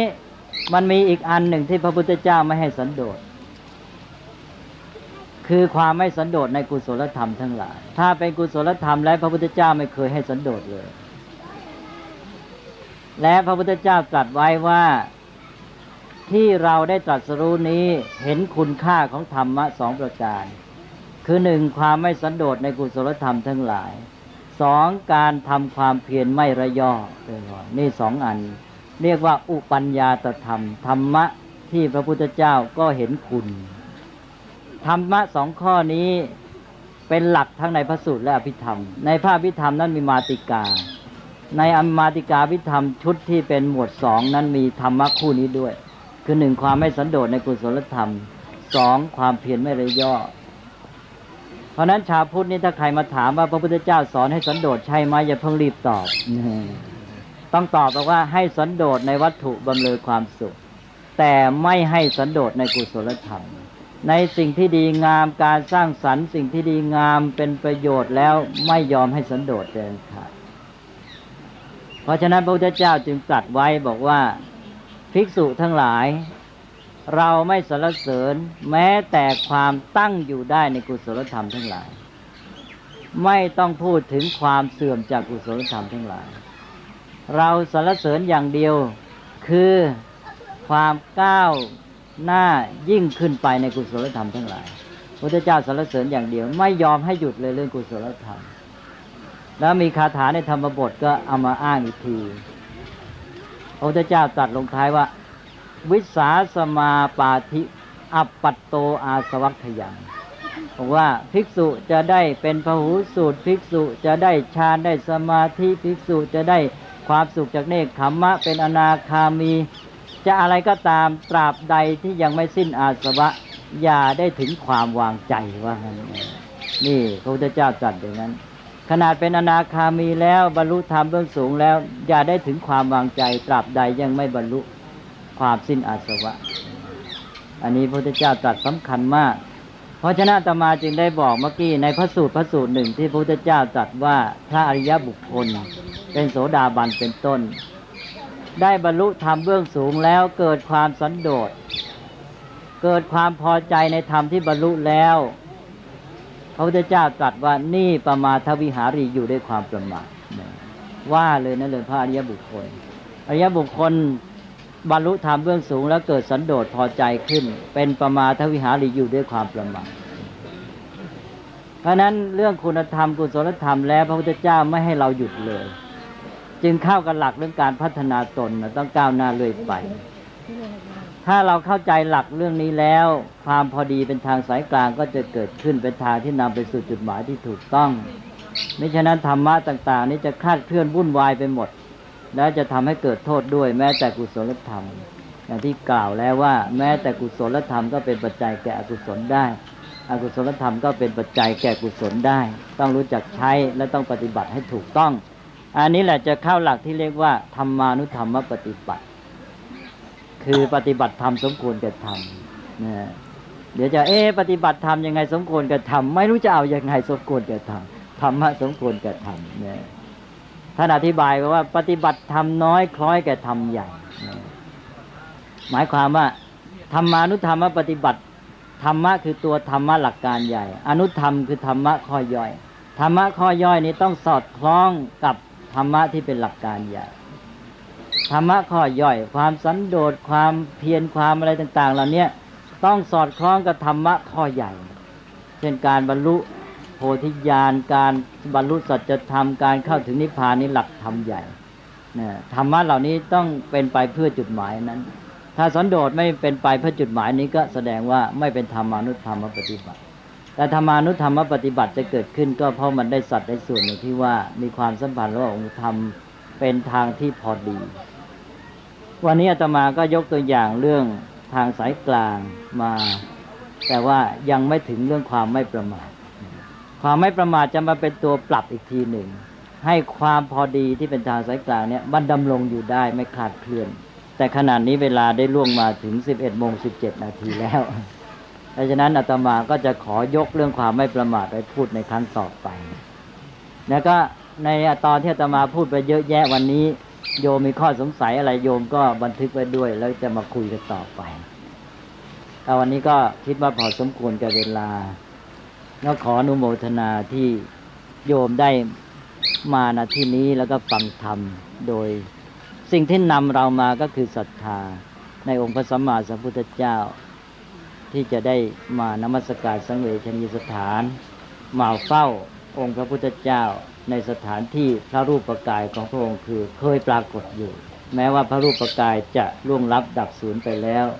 แต่ก็ได้กล่าวแล้วว่าพระธรรมกายยังอยู่แล้วก็ธรรมกายนี้ก็สามารถเกิดขึ้นแก่เราทุกคนถ้าเราปฏิบัติแล้วธรรมกายเกิดขึ้นในเรานั่นคือการที่เราได้เห็นองค์พระพุทธเจ้าอย่างแท้จริงเราก็ได้เหมือนกับว่านำองค์พระพุทธเจ้ามาไว้กับตัวเรา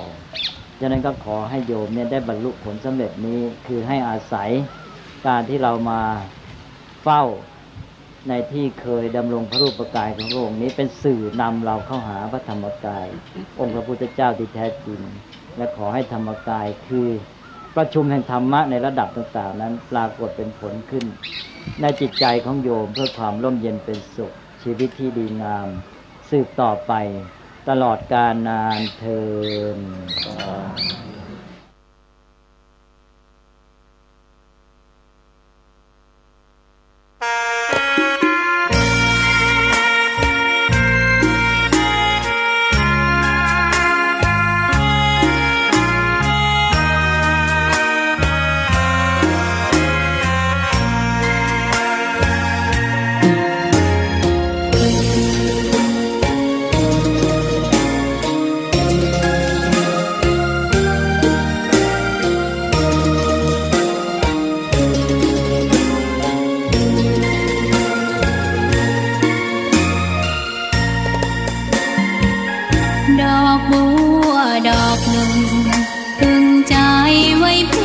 บูชา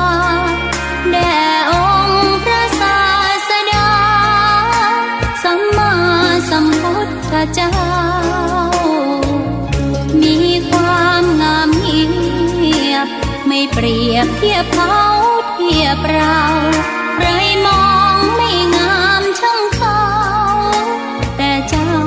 ก็คือดอกบัวด้วยความสัตย์ซื่อยึดถือความดีเป็นหลักใครรักไม่รักก็ไม่จมปลักมองมัวเมื่อโผล่พ้นน้ำก็เห็นความงามในตัวไม่ยึดติดในตมชั่วขอเป็นดอกบัวดอกดีใครไม่มองว่าบัวงามเด่นแต่บัวก็เป็นดอกบัวทุกวันอย่างนี้ไม่อยากเด่นดังแต่มุ่งหวังในทางเด่นดีเกิดมาเพื่อสร้างบารมีถวายชีพนี้บูชาดอกบัวดอกน้อยเฝ้าคอยคนที่ใจบุญมาโอบเอื้อเกื้อกูลรู้ค่าของบุญเก็บบัวขึ้นมาเพื่อสร้างความดีและเสริมบารมีดังว่าใช้ดอกบัวนี้บูชาพระสัมมาสัมพุทธองค์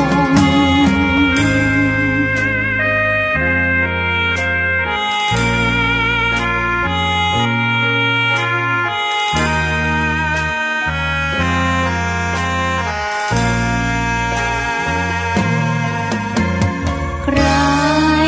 ไม่มองว่าบัวงามเด่นแต่บัวก็เป็นดอกบัวทุกวันอย่างนี้ไม่อยากเด่นดังแต่มุ่งหวังในทางเด่นดีเกิดมาเพื่อสร้างบารมีถวายชีพนี้บูชาดอกบัวดอกน้อยเฝ้าคอยคนที่ใจบุญมาโอบเอื้อเกื้อกูลรู้ค่าของบุญเก็บบัวขึ้นมาเพื่อสร้างความดีและเสริมบารมีดังว่าใช้ดอกบัวนี้บูชาพระสัมมาสัมพุทธองค์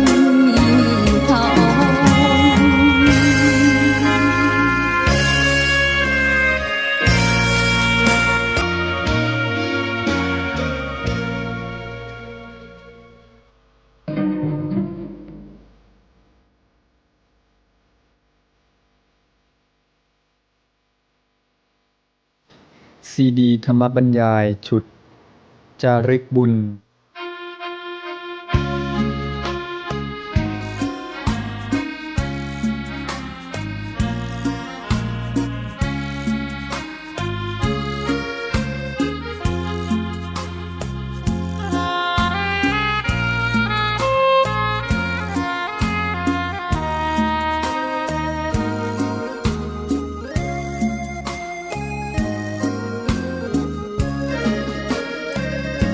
พลิ้วเพลงธรรมถูกถ้อยคำ